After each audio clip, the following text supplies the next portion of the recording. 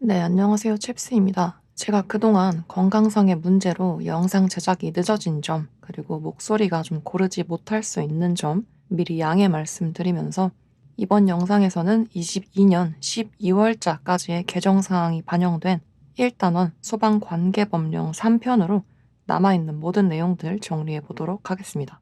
자, 개정판 찐정리 기준으로 33페이지 특별 피난 계단입니다.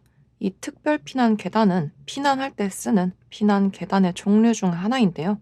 나중에 건축 관계 법령에서도 나올 거예요. 아주 간단합니다. 특별 피난 계단에서의 포인트는 바로 이 부속실 부분인데요. 이렇게 화재가 발생하면 사람들이 계단을 통해서 피난층으로 대피를 하겠죠. 근데 그 불길이나 연기가 계단실까지 쫓아 들어오면 안 되니까 그런 화재나 연기의 영향을 최소화시키기 위해서 중간에 한 번 더 걸러줄 수 있는 이 부속실을 두는 형태가 특별 피난 계단의 큰 특징이라고 보시면 되겠습니다. 여러분들도 아마 영화관이나 큰 건물들에서 보셨을 텐데요. 건물 안에 있다가 그냥 계단으로 내려가야지 하고 눈에 보이는 문을 하나 탁 열었는데 그냥 무슨 비어있는 공간이 하나 먼저 나오고 거기서 문을 하나 더 열고 나가야 계단이 나오는 그런 형태의 건물을 보셨을 거예요. 그게 특별피난 계단의 형태인 거죠. 그래서 특별피난 계단의 이동 경로는 옥내, 일단 건물 안쪽에서 불이 났던지 연기가 났을 때 복도를 지나서 방화문 같은 문을 하나 열면 빈 공간, 부속실이 먼저 나오고 거기서도 문을 하나 더 열고 나가면 계단실을 통해서 피난층으로 가게 되는 이러한 경로로 구성이 되어 있습니다. 그래서 특별 피난 계단이란 옥내, 복도, 부속실, 계단실, 피난층의 형태로 이동 경로가 구성되어 있다는 점 기억해 주시고요. 복습 삼아서 피난층이라는 건 곧바로 지상으로 가는 출입구, 출입문이 있는 층을 피난층이라고 했다는 거 같이 체크하고 넘어가도록 하겠습니다. 자, 그 다음에 볼 부분이 피난 방화 시설의 유지 관리 및 금지 행위에 대한 부분인데요. 여기가 시험에도 곧잘 나오는 부분이기도 하고 또 이번 개정 때 추가된 내용이 있기 때문에 좀 더 정확히 암기해 주시는 것이 중요하겠습니다. 자, 개념부터 살펴보면 건축법에서 피난 방화 시설이라고 정하는 이러한 시설들은 불이 났을 때 안전 확보를 위해서 아주 중요한 역할을 하기 때문에 관계인이 의무적으로 유지 관리를 해야 한다. 저번 시간부터 말씀드렸던 것처럼 이때도 마찬가지로 그 건물에 대한 직접적인 책임이 관계인에게 있기 때문에 이 유지 관리에 대한 책임도 관계인한테 있는 거죠. 다만 이제 소방안전관리자를 뽑아서 두는 그런 소방안전관리 대상물 같은 경우에는 그 유지관리 업무를 소방안전관리자가 위임받아서 처리하는 걸로 그렇게 이해해 주시면 되겠고요. 그래서 그 건축법에서 정한다는 피난시설, 방화시설이 뭔지 간략하게 보면 피난시설에는 계단이 들어가는데 여기가 직통 계단인데 오타가 났네요. 직통 계단이나 피난 계단 같은 계단이 피난시설에 포함되는데 나중에도 보겠지만 이 건물 안의 모든 층에서 오로지 계단만으로 피난층이나 지상으로 갈 수 있는 계단을 직통 계단이라고 하고요. 피난 계단은 아까 봤던 특별 피난 계단 같은 그러한 옥 내에서 피난층이나 지상으로 갈 수 있는 이러한 계단이나 또는 복도 또는 비상구를 포함한 출입구 그리고 그 밖에도 옥상 광장이나 피난 안전구역 또는 피난용 승강기나 승강장 같은 곳들이 이러한 피난 시설에 들어가고요. 방화시설이라고 하는 곳에는 방화구획이라는 게 들어가는데 나중에도 보겠지만 이러한 방화구획은 그 불길이나 연기를 좀 막아줄 수 있는 방화문과 샷다가 찡 내려오는 방화 셔터 그리고 바닥과 벽 등이 불에도 좀 시게 견딜 수 있는 내화 구조로 되어 있는 그러한 형태를 방화구획이라고 보시면 되겠고요. 나머지도 똑같은 말이죠. 방화벽이나 내화 성능, 불에 견디는 성능을 갖춘 내부 마감재 등이 이러한 방화 시설에 포함되는데 이런 피난 시설과 방화 시설 등은 불이 났을 때 우리가 그쪽으로 대피도 하고 또 화재로부터 시간도 좀 벌어줄 수 있는 그런 아주 중요한 기능을 하기 때문에 관계인이 평소에 유지 관리를 잘 해주고 있어야 된다 이 말인데요. 여기서 중요한 건 그러한 유지 관리를 함에 있어서 이러한 행위들은 하지 마세요 하고 금지시키는 행위들이 있는데 그것도 크게 5가지 형태로 분류를 하고 있습니다. 그래서 어떠한 행위를 하지 말아야 하는지도 중요하고 또 그런 금지 행위가 그 5가지 분류 중에서도 정확히 어떤 금지 행위에 포함되는지를 알고 계시는 게 중요한데요. 첫 번째, 폐쇄 행위부터 보겠습니다. 폐쇄가 닫는 거죠. 잠그는 거. 그래서 계단이나 복도에 방범 철책이나 방범창을 설치해서 피난할 수 없게 하는 행위가 폐쇄 행위에 해당하고요.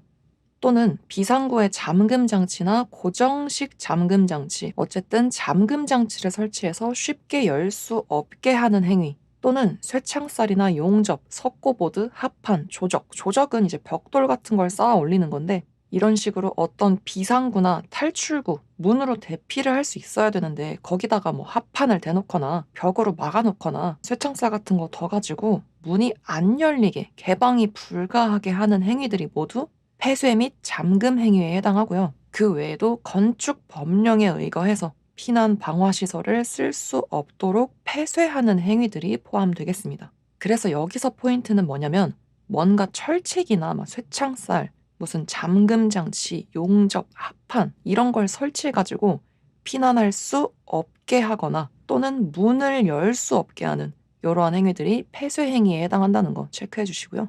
그 다음 훼손 행위를 보면 방화문을 철거 또는 제거하는 행위, 또는 방화문에 도어 스톱 같은 고임 장치를 설치하거나 자동 폐쇄 장치를 제거해서 그 기능을 저해하는 행위, 또 배연 설비의 작동에 지장을 주는 행위나 그 밖에도 구조적으로 어떤 시설에 대해서 물리력을 가해서 훼손한 경우는 당연히 훼손 행위에 해당하겠죠.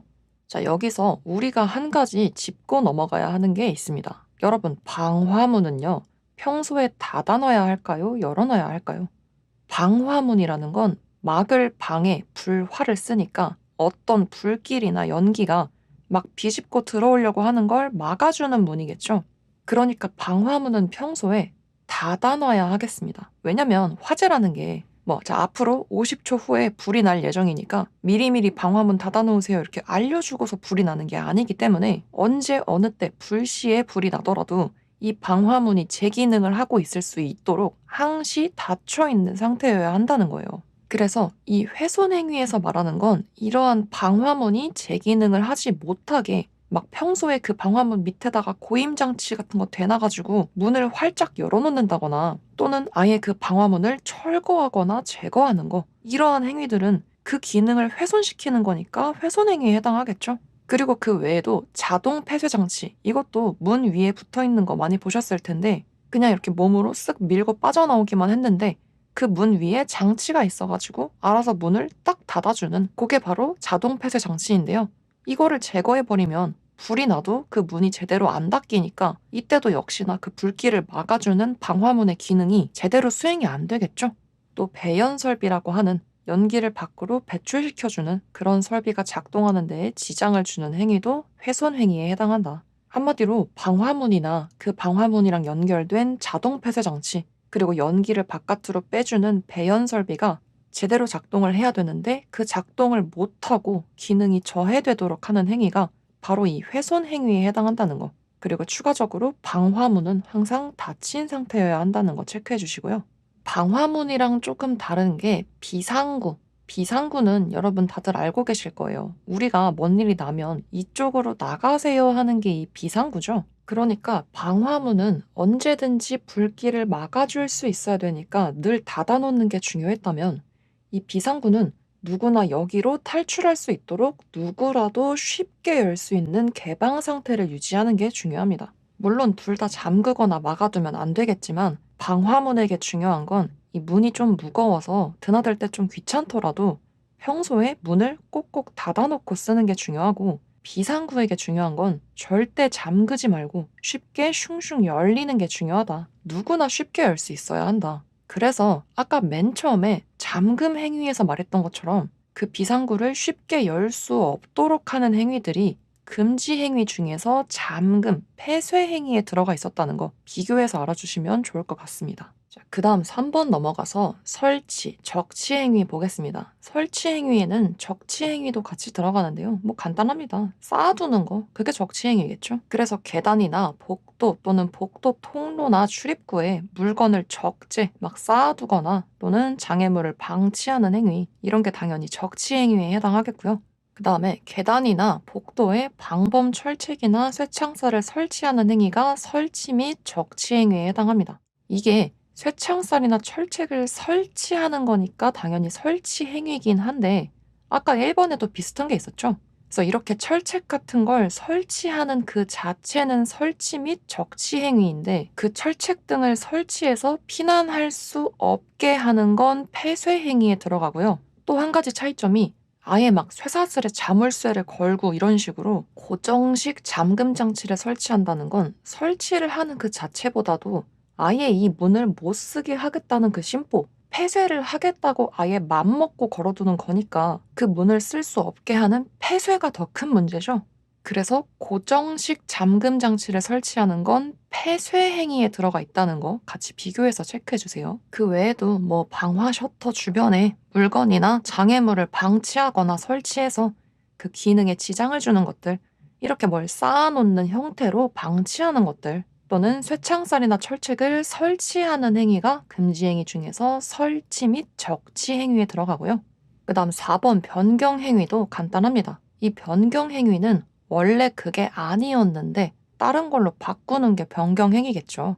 그래서 방화구획 및 내부 마감재를 임의로 변경하는 거. 그러니까 한마디로 불에 강하고 견딜 수 있는 그런 재료나 구성부로 되어 있던 곳을 막 내 임의대로 불에 약한 스티로폼 같은 걸로 바꾼다거나 이러면 안 되겠죠? 또는 똑같은 얘기인데 불에도 좀 견딜 수 있는 방화문이었던 걸 이 방화문이 너무 안 예쁘고 무겁다고 보기 예쁜 나무문이나 유리문으로 바꿔야지 이런 거 당연히 안 되는데 이런 것들이 다 변경 행위에 해당한다. 또는 임의구획으로 무창층을 발생시킨다는 건 무슨 얘기냐면 무창층이라는 게 바닥 면적에 비해서 개구부의 면적이 턱없이 부족해서 좀 더 위험하니까 그런 장소에서는 개구부에 대한 규정이나 이런 걸 따로 지정해 두는 게 무창층이었잖아요. 근데 원래는 여기가 무창층이 아닌 그냥 아무 문제가 없는 층이었는데 내가 막 임의대로 여기다가 벽을 세우고 이러면서 내 맘대로 구획을 바꿔가지고 무창층이 아니었던 곳이 무창층 꼴이 되게 해버리는 거예요. 그러면 여기는 만약에 처음부터 무창층이었다면 애초부터 그러한 까다로운 규정에 맞춰서 지었을 텐데 무창층이 아니었던 곳을 내 맘대로 무창층 꼴로 만들어버린 거니까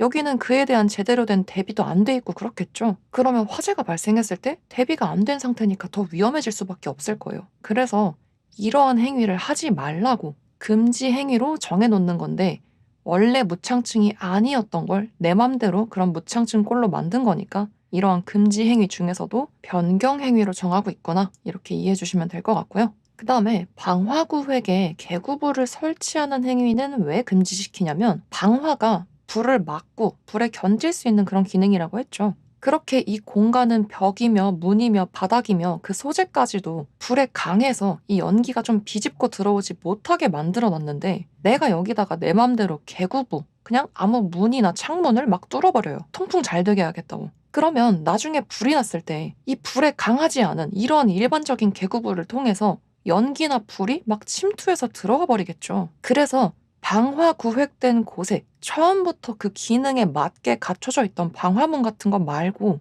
내 맘대로 막 통풍이나 채광이 들게 하는 아무 문이나 창문을 뚫지 말라는 건데요.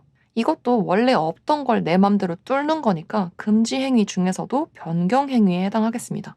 그다음 5번에 용도 장애 또는 소방 활동에 지장을 초래하는 행위가 이번에 신설된 부분인데요. 지금까지 본 1번의 폐쇄 행위부터 4번 변경 행위에 이르기까지 이렇게 적시한 행위로 피난 방화시설 및 방화구획의 용도에 장애를 유발하는 행위가 말 그대로 용도 장애 행위에 해당하겠고 만약에 이렇게 1번부터 4번까지의 내용에 적시하지 않았더라도 이러한 피난방화시설 등의 용도에 장애를 주거나 소방활동에 지장을 준다고 판단되는 행위도 뭐 말 그대로 용도장애 또는 소방활동에 지장을 초래하는 행위가 되겠죠. 그리고 그 외에도 좀 더 구체적으로 소방활동에 지장을 주는 행위가 화재가 발생했을 때 소방호스를 풀어서 전개하는데 그 호스가 어디에 막 걸리거나 또는 꼬이게 만들어서 소방활동에 지장을 초래한다고 판단되는 행위도 이 5번 용도장애 또는 소방활동에 지장을 초래하는 행위에 포함되겠습니다. 그래서 이 금지 행위에 대한 부분이 보통 어떤 식으로 문제가 잘 나오냐면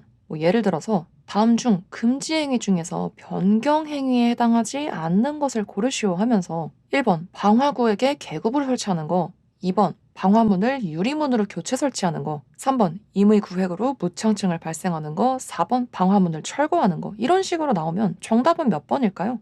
4번 방화문을 철거하는 건 훼손 행위에 해당했으니까 변경 행위에는 해당하지 않는다. 그러니까 정답은 4번이구나. 이렇게 골라낼 수 있겠죠? 그래서 이 부분은 대충 읽으면 이게 설치인지 폐쇄인지 헷갈릴 수도 있고, 또는 변경 행위에서는 꼭 변경이라는 말이 안 들어가더라도 뭐 무창층을 발생시킨다던가 방화구에게 개구부를 설치한다던가 이런 식으로 이 말만 보고서 이게 훼손인가? 설치인가? 이렇게 헷갈리기 쉽기 때문에 그 각각의 폐쇄, 훼손, 적치, 변경 행위에 어떤 내용들이 들어가는지 정확하게 정리해 주시는 것이 중요하겠고요. 또 이번에 새로 들어간 행위 중에서는 용도 장애 및 소방 활동에 지장을 주는 행위, 뭐 호스가 꼬인다던가 하는 이러한 행위도 금지 행위에 포함된다는 거 체크해 주시면 되겠습니다. 넘어가서 옥상 광장 출입문 개방 안전 관리 보겠습니다. 다음의 대상에서는 옥상으로 통하는 출입문이 평상시에는 잠겨 있다가도 불이 나거나 하는 비상 상황이 발생했을 때 그 건물에 있는 소방 시스템이랑 연동돼서 그 옥상의 출입문의 잠금 상태를 알아서 풀어주는, 그래서 누구나 그 문을 열고 옥상으로 대피할 수 있도록 하는 그런 비상문 자동 개폐 장치를 설치해야 하는데요. 이걸 설치해야 하는 대상들, 크게 세 가지를 보도록 하겠습니다. 1번, 5층 이상의 층이 문화 및 집회시설, 종교시설, 판매시설, 장례시설 등으로 쓰이는 경우로 피난 용도로 쓸 수 있는 광장을 옥상에 설치해야 하는 건축물. 어떤 건물 옥상에 피난 용도로 쓸 수 있는 광장을 설치해야 하는 곳인데, 그 건물의 5층 이상의 층이 사람들이 많이 들어가는 그런 시설인 곳은 옥상으로 가는 출입문에 비상문 자동 개폐 장치를 설치해야 된다. 그런 얘기고요. 2번, 마찬가지로 피난 용도로 쓸 수 있는 광장을 옥상에 설치해야 하는 다중이용 건축물이거나 또는 연면적이 1,000제곱미터 이상인 공동주택도 비상문 자동 개폐 장치를 설치해야 되겠습니다. 3번, 옥상 공간을 확보해야 하는 대상으로 층수가 11층 이상인 건축물인데 11층 이상 되는 층들의 바닥 면적의 합계가 1만 제곱미터 이상인 건축물의 출입문에도 비상문 자동 개폐 장치를 설치해야 되겠습니다. 이 부분이 아직까지는 시험에 그렇게 잘 나오는 부분은 아닌데 여유가 되시는 분들은 이 내용들까지 챙겨가시면 좋을 것 같고요. 넘어가서 소방안전관리자의 실무교육 보겠습니다. 이 부분은 시험에 종종 잘 나오는 부분인데요. 어려울 건 하나도 없습니다. 저번에 소방안전관리자나 보조자로 선임이 되면 최초의 실무교육을 6개월 내에 일단 받고 그 뒤로 2년 주기로 실무교육을 계속 이수해야 한다고 잠깐 얘기했었죠. 그 내용을 이제 좀 더 자세히 볼 텐데요. 일단 첫 번째 포인트는 이 실무교육은 소방안전관리자나 보조자로 어떤 건물에 선임된 사람들이 받는 거예요. 그러니까 그냥 시험 봐서 자격증 땄다고 다 받는 게 아니라 정식으로 이제부터 내가 어느 건물의 소방안전관리자나 보조자로 돈 받고 일한다. 그런 경우에 이 실무교육을 받아야 하는 강제성이 생긴다고 보시면 되겠습니다. 자, 그 다음에 문제로 잘 나오는 부분이 이제부터 볼 이 실무교육의 이수 기간인데요. 처음에 얘기했던 것처럼 소방안전관리자나 보조자로 선임이 됐다. 그러면 원칙적으로는 그 선임되고서 6개월 안에 빨리 최초의 실무교육을 받고 또 이제 그때부터 2년 주기로 실무교육을 매번 받으면 되는데요. 단 이때 소방안전 관련된 업무 경력으로 소방안전관리 보조자가 된 경우에는 이 실무교육을 좀 더 빨리 3개월 내에 실무교육을 받아야 하겠습니다. 업무 경력으로 보조자가 된 경우에는 3개월 내에 받는다. 자, 근데 원칙적으로 정해놨다는 그 틀 안에서도 이 6개월 내에 빨리 받아야 된다고 했던 최초의 실무교육을 면제해주는 경우가 있어요. 바로 한국소방안전원에서 강습교육을 이수한 사람으로서 강습교육을 수료한 지 1년 이내에 소방안전관리자로 선임이 되었다. 그러면 이 경우에는 안전원에서 강습교육도 받았고 그때부터 선임되기까지 1년도 아직 안 지났으니까 이 사람은 거진 다 기억하고 있겠네 해서 이 6개월 내에 먼저 받으라고 했던 최초의 실무 교육은 면제를 해줍니다. 면제를 해주고 이 최초의 실무 교육을 강습 수료일, 강습을 다 받았다고 안전원에서 전산에 올려준 그 강습 수료일에 최초의 실무 교육을 받은 셈 쳐줍니다. 그러면 이렇게 강습을 수료한 지 1년 안에 선임된 사람은 이 강습 수료일에 최초의 실무 교육을 받은 셈 쳐줘서 면제를 해줬으니까 이제는 앞으로 2년 주기로 계속 실무 교육 받기만 하면 되겠죠? 그래서 이때 이 2년 주기의 기준이 되는 날이 바로 이 강습 수료일이 되고요. 강습을 수료한 날부터 2년마다 한 번 이상씩 실무 교육을 받으면 되는데 이때 말하는 2년 주기라는 거는 그 2년 후에 같은 날이 되기 하루 전까지를 말합니다. 그래서 아래쪽 예시에서 보면 2020년 8월 20일에 안전원에서 강습 교육을 모두 수료했어요. 그러고 나서 1년 안에 2021년 8월 15일에 어딘가에 소방안전 관리자로 뽑혀서 선임이 된 거예요. 1년 안에. 그러면 이 사람의 경우에는 강습을 수료하고 아직 1년이 안 지나서 선임이 됐으니까 이 소방안전 관련된 사항들을 거진 다 기억하고 있겠지 하면서 6개월 내에 먼저 받아야 했던 최초의 실무 교육은 면제를 해주고 그 최초의 실무 교육을 이날 이 강습을 수료한 날에 받은 셈 쳐준다.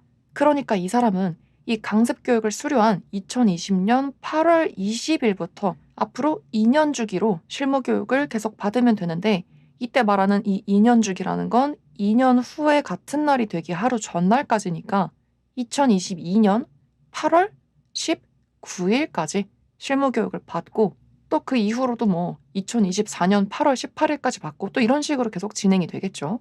자, 그러면 강습 교육을 받고 1년이 지나서 선임이 됐거나 아니면 애시당초 강습 교육을 안 받고 선임된 사람들도 있겠죠. 뭐 경력 같은 걸로 선임된 사람들. 그러한 경우에는 맨 처음에 말한 대로 기본 폼대로 진행하면 되는데요. 다만 이때 그러면 기준이 되는 날이 강습을 수료한 날이 아니라 실질적으로 그 건물에 선임된 날이 기준이 됩니다. 왜냐면 강습 교육 없이 선임된 경우는 아예 이 강습 수료일이라는 날짜 자체가 없을 것이고 강습을 받았더라도 1년이 지나서 선임됐으면 그 내용을 까먹었을 거라고 판단해서 이 강습 수료일에 실무 교육을 받은 셈 쳐줬던 이런 면제 혜택은 지워버리는 거니까 이런 사람들은 강습 수료일이라는 개념 자체가 사라지고 선임된 날짜, 선임일을 기준으로 뭐부터 받는다고요? 6개월 내에 최초의 실무 교육부터 일단 빨리 받아야 되겠죠. 면제 혜택이 없다. 그러니까 만약에 2020년 8월 20일에 강습 교육을 수료하긴 했는데 1년이 지나서 2021년 9월 막 20일에 선임이 됐다. 그러면 이때는 면제 혜택을 주지 않으니까 실질적으로 선임이 된 날, 선임일을 기점으로 일단 빨리 까먹은 거 빨리 배웁시다 해서 6개월 내에 최초의 실무 교육을 받아야 한다. 그러니까 2021년 9월 20일부터 6개월 내니까 22년 3월 19일까지 일단 최초의 실무 교육을 받고요. 이때도 6개월 뒤가 되는 날에 하루 전날까지겠죠. 그래서 또 그 다음부터는 이때부터 또 2년 주기로 계속 받는 거니까 그 다음번 실무 교육은 2024년 3월 18일까지 또 다음 실무 교육을 받고 이렇게 진행하면 되겠죠. 그래서 마찬가지로 강습 교육이 없이 그냥 경력 등으로 선임된 경우에도 이 강습 수료일이라는 개념 자체가 없으니까 똑같이 선임이 된 날을 기점으로 6개월 내에 최초의 실무 교육을 먼저 받고 또 그날부터 2년 주기로 계속 실무 교육을 반복해서 받으면 되겠습니다. 그래서 이것도 이제 가끔 문제로 나오는데 실무 교육 언제까지 받아야 되냐 물어보면 일단 그 사람이 강습 교육을 수료한 사람인지 그래서 강습 수료일이 있다면 수료하고서 1년 안에 선임이 됐다면 그 수료일을 기준으로 2년 주기로 받으면 되겠고 만약에 1년이 지나서 선임이 됐거나 아니면 아예 뭐 경력 같은 걸로 선임이 된 거라 강습을 수료한 날짜조차 없다. 그러면 일단 급하니까 선임된 날로부터 선임일로부터 6개월 안에 최초의 실무 교육부터 일단 받고 그때부터 그 뒤로 2년 주기로 실무 교육을 받는다. 이렇게 정리해 주시면 되겠고요. 또 참고적으로 소방안전과 관련된 업무 경력으로 선임된 보조자는 선임되고서 3개월 안에 실무 교육 받아야 한다고 했던 거 같이 챙겨주시면 되겠습니다. 자, 그럼 이제 우리는 한 가지 또 궁금증이 생길 거예요. 그러면 선임되고서도 이 실무 교육을 안 받으면 어떻게 되는데요? 자, 그게 바로 아래쪽에 나와 있는 내용인데요. 여기도 일부 내용이 12월 9일에 살짝 바뀌었으니까 참고해 주세요. 원래 개정 전에는 실무 교육을 안 받은 소방안전 관리자나 보조자는 100만 원 이하의 과태료 항목을 적용해서 50만 원의 과태료를 물고 자격 수취업, 그 자격증을 반납하고 업무를 정지할 수 있다라고만 했었는데요. 이번 개정 때 조금 더 구체적으로 변경됐어요. 그래서 소방안전 관리자나 보조자가 이 실무 교육을 받지 않으면 소방청장의 권한으로 1년 이하의 기간을 정해서 그 기간 동안 소방안전 관리자 또는 보조자로서의 자격을 정지시킬 수 있고요. 50만 원의 과태료가 부과될 수 있습니다. 이 과태료 부분은 안전원 교재에는 벌칙 부분에 따로 명시가 되어 있는 걸 제가 여기다가 넣어 놓은 건데요. 가끔 질문 주시는 분들 중에 왜 100만 원 이하의 과태료라고 해놓고 50만 원의 과태료라고 해요? 이런 분들이 계시는데요. 그냥 쉽게 생각해서 실제로 이 실무 교육을 안 받은 소방안전 관리자나 보조자한테 과태료 50만 원을 부과하는 실제 사례가 있었대요. 근데 법령 조항상에서 50만 원의 과태료라는 조항을 따로 만든 건 아니라서 이미 법적인 이 조항으로 만들어져 있는 100만 원 이하의 과태료 항목 밑으로 들어가 있다. 그래서 항목은 100만 원 이하의 과태료 밑에 들어가 있지만 실제로 부과하는 비용 금액은 50만 원의 과태료다. 뭐 그냥 그렇게만 참고해 주시면 될 것 같고요. 그래서 그 아래쪽에 실무교육 미이수자에 대한 행정 처분을 내릴 수 있는 기준이 이번에 신설되면서 첫 개정 때는 1차, 2차까지만 있었다가 12월 9일 재개정 때 3차까지로 좀 더 세분화가 되었는데요. 내용이 이렇게 변경되었습니다. 먼저 1차 때는 경고만 합니다. 시정명령을 내리는 경고만 주고요. 2차 때는 3개월간 자격을 정지시킵니다. 그리고 3차 때는요. 6개월간 자격을 정지시키는 걸로 추가가 되었습니다. 그래서 이런 자격 정지 등의 권한이 있는 사람은 누구다? 소방청장이다. 왜냐면 이때도 뭐 관할 지역마다 본서장이 따로따로 정하는 게 아니라 이 대한민국의 소방안전 관리자 또는 보조자라면 이 실무 교육을 모두 동일하게 받아야 되니까 소방안전 관리자나 보조자로 선임이 되었음에도 이 실무 교육을 안 받는 사람은 우리나라 소방계의 원탑인 소방청장의 권한으로 전국 공통으로 모두 동일하게 이렇게 정해놓은 1차 경고 및 2차 3개월, 3차 6개월간의 자격 정지를 먹일 수 있다는 거 체크하고 넘어가도록 하겠습니다.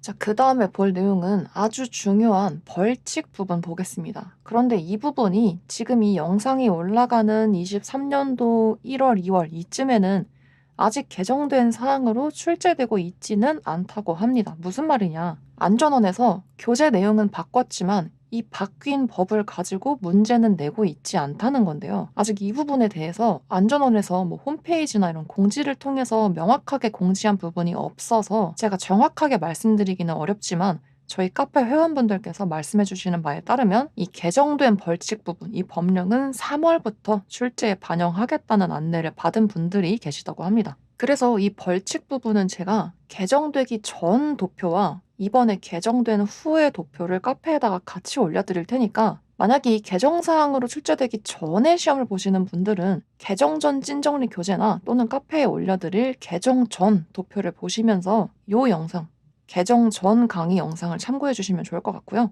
또 아마도 3월 이후로 예상되고 있는 개정 사항이 출제에 반영되기 시작한 이후로 개정 후 시험을 준비하시는 분들은 지금부터 보여드릴 이 도표와 지금 영상을 참고해 주시면 될 것 같습니다. 개정판 찐정리는 당연히 지금 개정된 사항들로 반영이 되어 있겠죠. 자, 그래서 개정이 된 벌칙 부분 보겠습니다. 이 벌칙은 크게 벌금과 과태료로 나눌 수 있습니다.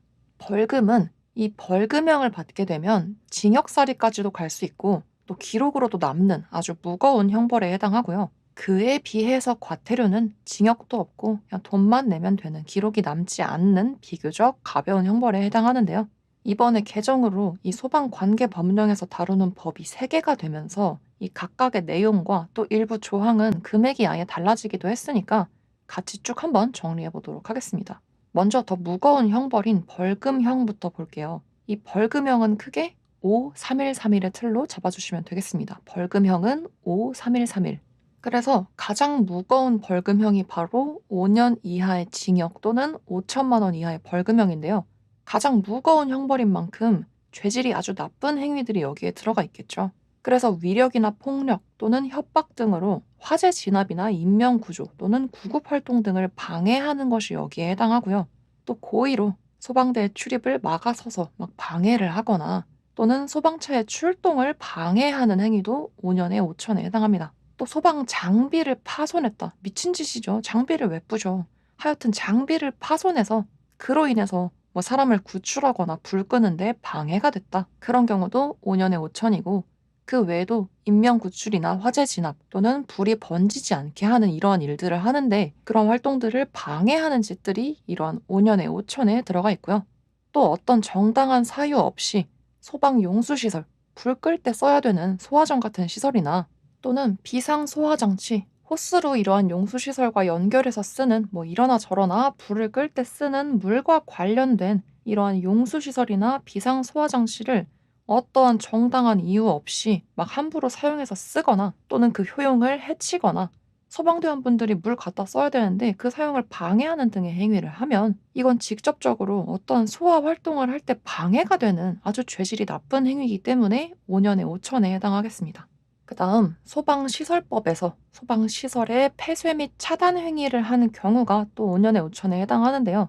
예를 들어서 실제로 있었던 사례 중에 불이 났다고 이 건물에 있는 사이렌이나 경보가 막 시끄럽게 울려가지고 이 화재 사실을 알렸어야 하는데 거기에 있던 관리자 같은 사람이 불이 난 건지 제대로 확인도 안 해보고 그냥 시끄럽다고 그 경보를 꺼버린 거예요. 그 기능을 차단해서 폐쇄해버린 거죠. 그래서 불이 났는데 그 건물에 있던 사람들이 이 경보를 못 들어서 결국은 이 화재가 엄청 커져버릴 때까지 아무도 대피를 못한 이런 일이 있었어요. 이런 식으로 이렇게 직접적으로 피해가 갈 수 있는 소방시설의 폐쇄 및 차단 행위를 한 사람한테는 5년 이하의 징역 또는 5천만 원 이하의 벌금이 내려질 수 있는데 이러한 폐쇄 및 차단 행위로 인해서 진짜로 사람이 상해를 입는 일이 발생했다. 그러면 그보다도 더 센 7년에 7천 벌금형에 해당하고요. 만약에 이 폐쇄 및 차단 행위로 인해서 상해 수준이 아니라 그보다 더 심하게 사람이 사망에 이르는 피해가 발생했다. 그러면 가장 중한 10년 이하의 징역 또는 1억 이하의 벌금형에 처할 수 있습니다. 그래서 이 부분은 폐쇄 및 차단 행위 자체만 보자면 5년에 5천이지만 이러한 폐쇄 차단 행위로 인해서 상해가 발생하면 7년에 7천, 사망 피해가 발생하면 10년에 1억이라는 거 꼭 같이 체크해 주시고요. 넘어가서 3년에 3천 내용도 보겠습니다. 소방대상물 또는 토지의 강제 처분을 방해하거나 또는 정당한 사유 없이 그러한 처분에 따르지 않는 경우가 3년에 3천이래요. 이거는 이따가 보겠지만 어떤 A 건물에서 불이 났어요. 근데 A 건물 바로 옆에 붙어 있던 B 건물이나 또는 근접해 있는 어떤 토지에 불이 번질 것 같아요. 그러면 그 현장을 통솔하는 소방본부장이나 서장 또는 소방대장의 권한으로 이 건물이나 토지를 못 쓰게 막거나 또는 A 건물의 불을 끄기 위해서 이 B 건물이나 토지를 일시적으로 점거해서 사용할 수 있겠죠? 뭐 이런 식으로 이러한 강제적인 처분을 내릴 수 있다는 게 강제 처분이라는 건데요. 이러한 강제 처분에 따르지 않거나 방해를 하면 이 불이 다른 데까지 막 번지거나 불을 제대로 못 꺼서 피해가 커질 수 있기 때문에 3년에 3천 벌금형에 처하고요. 그다음 화재 안전조사 결과에 따른 조치 명령을 위반하는 경우 이거 저번에 봤던 내용이죠. 화재 안전조사를 하고 나서 뭐 치아라, 쓰지 마라 이런 조치 명령을 내렸는데 그렇게 내려진 조치 명령을 위반한다면 3년에 3천에 해당하고요. 그 다음에 화재 예방 안전 진단 결과에 따라서 보수나 보강 등의 조치 명령을 내렸는데 그걸 위반하는 경우도 3년 3천에 해당하고 소방시설이 어떠한 법령 기준에 따라서 설치되거나 관리되지 않았을 때 그 관계인에게 필요한 요구되는 그러한 조치 명령을 위반하거나 또는 시설들의 유지 관리를 위한 조치 명령을 위반하는 경우 또는 작동이나 종합 같은 자체 점검을 하고 나서 그 결과에 따른 이행 계획을 계획서로 낸다고 했었죠. 근데 그 계획대로 완료하지 않아서 조치하시라니까요 하면서 조치의 이행을 명령했지만 그 명령마저도 위반한 사람한테는 3년에 3천 벌금형이 내려지는데 지금 보시면 이 3년 3천 벌금형에서 핵심 키워드를 뽑자면 어떠한 강제 처분이나 조치 명령을 내렸는데 그러한 처분을 방해하거나 따르지 않고 또는 어떤 조치 명령을 하라고 했는데 그 명령마저도 위반하고 어기면 3년에 3천에 들어가죠. 그래서 크게는 이 키워드를 잡으시고 이 안에서 디테일하게 뭐 화재 안전 조사라던가 화재 예방 안전 진단 결과라던가 또는 어떤 설치나 유지 관리, 자체 점검의 이행 계획 이러한 부분들이 포함되는 걸로 이 세부 사항들을 정리를 하셔서 가지치기로 강제 처분이나 조치 명령을 어기는 경우 3년에 3천 벌금형이구나 이렇게 정리해 주시면 되겠고요. 그다음 1년에 1천 벌금형이에요. 소방안전관리자 자격증을 남한테 빌려주거나 또는 빌리거나 이렇게 빌릴 수 있도록 알선한 사람이 1년에 1천 벌금형에 처한다. 그러니까 바꿔 말하면 이 소방안전관리자 자격증은 빌리거나 빌려주면 안 된다는 얘기죠. 이거 어기면 1년에 1천 벌금형에 해당하고요. 좀 전에 화재 예방 안전 진단을 한 결과 어떤 보수나 보강을 하라고 했는데 그러한 조치 명령을 어기면, 그러니까 한마디로 보수 보강을 안 하면 3년에 3천이었는데 여기서는 이 화재 예방 안전 진단 자체를 하지 않는 경우, 이 진단을 받지 않는 경우는 이렇게 1년에 1천 벌금형에 해당합니다. 안전 진단을 안 받으면 1년에 1천이고 진단을 받긴 받았는데 받고 나서 그 결과에 따라 어떤 보수 보강을 하라는 명령을 했는데 그 명령을 어기면 3년에 3천이다. 이 차이를 체크해 주시면 좋을 것 같고요. 비슷한 맥락에서 자체 점검, 작동이나 종합 같은 이러한 자체 점검을 안 하는 경우도 1년에 1천에 해당합니다. 이거는 이 자체 점검을 매년 1년마다 하는 거라고 했으니까 이 점검을 안 하면 1년에 1천 벌금이다. 이렇게 외울 수 있겠죠. 여기까지가 벌금형 중에서도 5년에 5천, 3년에 3천, 1년에 1천 이런 식으로 징역까지도 갈 수 있는 벌금형이었고요. 똑같은 벌금형 중에서도 징역은 없는 나머지 300만 원 이하의 벌금형과 100만 원 이하의 벌금형도 볼 텐데요. 먼저 300만 원 이하의 벌금형은 징역살이까지는 하지 않지만 그래도 기록은 남는 벌금형 안에는 들어가 있을 정도로 꽤나 괘씸한 행동들이라고 볼 수 있어요. 그래서 화재 안전 조사를 거부하거나 방해 또는 기피한 경우, 그리고 또는 아까 대부분의 조치 명령을 따르지 않는 것들이 3년에 3천에 들어가 있었는데 여기서 좀 예외적으로 화재 예방에 대한 조치 명령을 따르지 않거나 방해하는 경우가 300만 원 이하의 벌금에 들어가 있어요. 우리가 저번 시간에 봤던 화재 안전 조사도 그렇고 이러한 화재 예방에 대한 조치 명령은 막 화재가 발생했을 때 그 상황에서 아주 직접적으로 어떤 영향을 끼친다기보다는 어떠한 예방 차원에서 대비를 해두는 차원에서 지켜지지 않는 상황이라고 볼 수 있겠죠. 그래서 이렇게 화재 안전 조사를 거부, 방해, 기피하거나 화재 예방에 대한 조치 명령을 따르지 않거나 방해하는 경우는 위에서 봤던 것처럼 막 직접적으로 불을 끄거나 막 불이 났을 때 피해를 끼친다기보다는 예방이나 대비 차원에서 지켜져야 하는 것들이니까 벌금형 중에서는 비교적 조금 작은 300만 원의 벌금형 자리에 들어가 있구나 이렇게 봐주시면 좋을 것 같고요. 또 소방안전 관리자나 보조자 또는 총괄 소방안전 관리자를 미선임, 아예 선임하지 않은 경우에는 300만 원 벌금에 해당하겠습니다. 선임은 30일 내에 해야 된다고 했는데 이러한 선임을 하지 않은 경우에는 300만 원 벌금에 들어가 있는 거 체크해 주시고요. 아래 두 가지는 서로 관계성으로 기억해 주시면 좋은데요.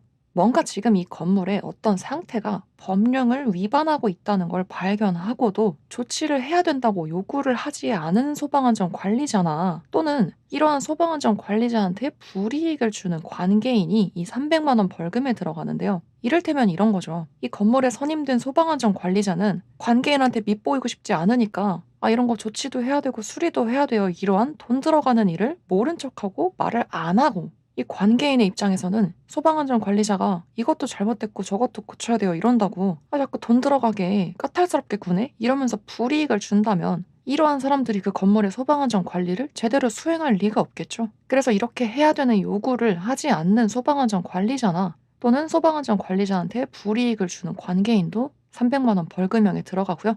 옆에 내용도 비슷합니다. 자체 점검을 했는데 그 결과 소화 펌프가 고장난 경우처럼 굉장히 중대한 위반 사항인데 관계인이 이렇게 점검 결과 나타난 어떤 중대한 위반 사항에 대해서 조치를 하지 않거나 또는 업자가 이런 점검을 대신하는 경우가 있다고 했죠. 그렇게 업자가 점검을 하면서 이러한 위반 사항이 있다는 사실을 알고서도 관계인한테 알리지 않은 경우, 이러한 경우도 300만 원 벌금형에 해당하겠습니다. 그다음 벌금형 중에서는 마지막인 100만 원 이하의 벌금형에는 생활안전 활동을 방해하는 거, 예를 들어서 소방대원분들이 독거노인분들 위해서 벌집을 제거해 준다거나 고드름을 제거해 준다거나 이런 생활안전 활동을 하는데 웬 이상한 인간이 가가지고 그걸 방해를 하거나 또는 소방대가 도착하기 전까지 그 건물의 관계인은 최소한 이 사람들을 대피시키고 불길이 아직 크지 않다면 소화전 같은 거 갖다가 불도 끄고 이런 활동을 했었어야 하는데 그런 인명 구출이나 화재 진압 등의 조치를 하지 않은 거예요.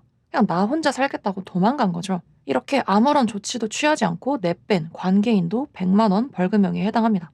그다음 "여기 위험하니까 모두避難하세요. 나가세요." 이러한 피난 명령을 따르지 않고 위반하거나 긴급 조치를 방해하는 경우, 이 긴급 조치라는 건 불을 꺼야 되는데 당장 소방 용소가 좀 부족한 거예요. 그래서 소방대원 분들이 이 집을 딱 보니까 '어 마당에 수영장이 있네.' 그러면 일단 이 물을 끌어다 쓸 수 있습니다. 또는 뭐 그 외에도 댐이나 저수지 같은 곳에 있는 물이라든가 이런 것들은 원래는 소방 용수로 쓰라고 저장해 놓은 건 아니지만 너무 급하면 이러한 긴급 조치에 의해서 그렇게 저장돼 있는 물을 끌어다 쓸 수 있는데, 아니 지금 불은 났지만 내가 이따가 불 다 끄면 가서 수영하려고 했는데 그 물을 왜 쓰냐고 막 이러면서 방해하면 이러한 100만 원 이하의 벌금형을 물 수 있습니다. 마지막으로 물이나 수도의 개폐 장치, 열고 닫는 그러한 물과 관련된 개폐 장치를 맘대로 사용하거나 또는 소방대가 사용해야 되는데 그 조작을 방해하는 경우도 100만 원 이하의 벌금형에 해당하겠습니다. 자, 그래서 여기까지가 53131 벌금형에 해당하는 행위들이었는데요. 이 벌금형에 한해서 양벌 규정이라는 게 부과될 수 있어요. 표 아래쪽에 있는 내용입니다. 쉽게 말해서 이 양벌 규정은, 예를 들어서 아까 제가 얘기했던 실제 사례처럼 원래는 경보가 울렸어야 하는데 누가 시끄럽다고 그 경보를 꺼서 차단을 시켰다. 그래서 경보가 울리지 않아서 인명피해가 더 커졌다. 그랬을 때 그 법인이나 또는 거기에 대표자 또는 어떤 개인의 대리인이나 사용인, 그 밖에도 종업원 같은 사람이 그 경보를 차단해둔, 꺼둔 범인이었다면 당연하게도 일단은 이 대상들한테 1차적으로 책임을 묻겠죠. 그러니까 쉽게 말해서 그 건물의 어떤 사용자가 그 경보를 함부로 끈 소방시설을 폐쇄 차단한 행위자였다면 일단은 그 행위자한테 1차적으로 책임을 물을 텐데, 거기서 더 알고 보니까 뭐 그 건물의 대표자나 누가 뭐 그거를 꺼놓으라고 같이 종용을 했다거나 또는 뭐 알고도 묵인을 하고 평소에 제대로 관리를 안 했다거나 이런 식으로 똑같이 그 연대 책임을 물어야 할 사람이 또 있는 거예요. 그러면 이런 경우에 1차적으로 책임을 물은 그 대상 외에도 또 다른 법인이나 개인에 대해서도 2차적으로 그 똑같은 조문의 벌금형을 부과할 수 있다는 게 바로 이 양벌 규정이라고 보시면 되겠습니다. 그러니까 양쪽으로 벌을 주겠다. 이게 양벌 규정인 거죠. 다만 이제 이러한 법인이나 개인이 평상시에 이러한 위반 행위를 방지하기 위해서 그 업무에 대해 아주 부단히도 노력을 했었다. 상당한 주의와 감독을 게을리하지 않았었다. 그러면 양벌 규정을 부과하지 않는데요. 당연하죠. 그러니까 뭐 이 경보 차단해 놓은 거 왜 못 봤어? 하고서 관리자 같은 사람한테도 양벌 규정을 부과하려고 봤더니 이 관리자는 평소에 점검도 다 제대로 했고 주기적으로 들여다보면서 차단돼 있지 않도록 관리도 잘 해왔었는데 하필이면 그날 그 불이 난 날에만 웬 이상한 사람이 혼자 가가지고 경보를 꺼버렸다. 그랬다면 이 관리자 입장에서는 굉장히 억울하겠죠? 나는 평소에 할 일 잘하고 있었으니까. 그럼 이러한 경우에는 이 관리자한테는 양벌 규정의 책임을 묻지 않겠다. 그래서 이 양벌 규정의 개념이 어려운 건 아닌데, 이 양벌 규정이 어떤 식으로 문제가 나오냐면 다음 중 양벌 규정이 부과되지 않는 행위를 고르시오 하면서 1, 2, 4번에는 지금까지 봤던 벌금형에 해당하는 어떤 행위를 넣어놓고 3번에는 이제부터 밑에서 볼 과태료에 해당하는 행위를 쓱 섞어놓는 거예요.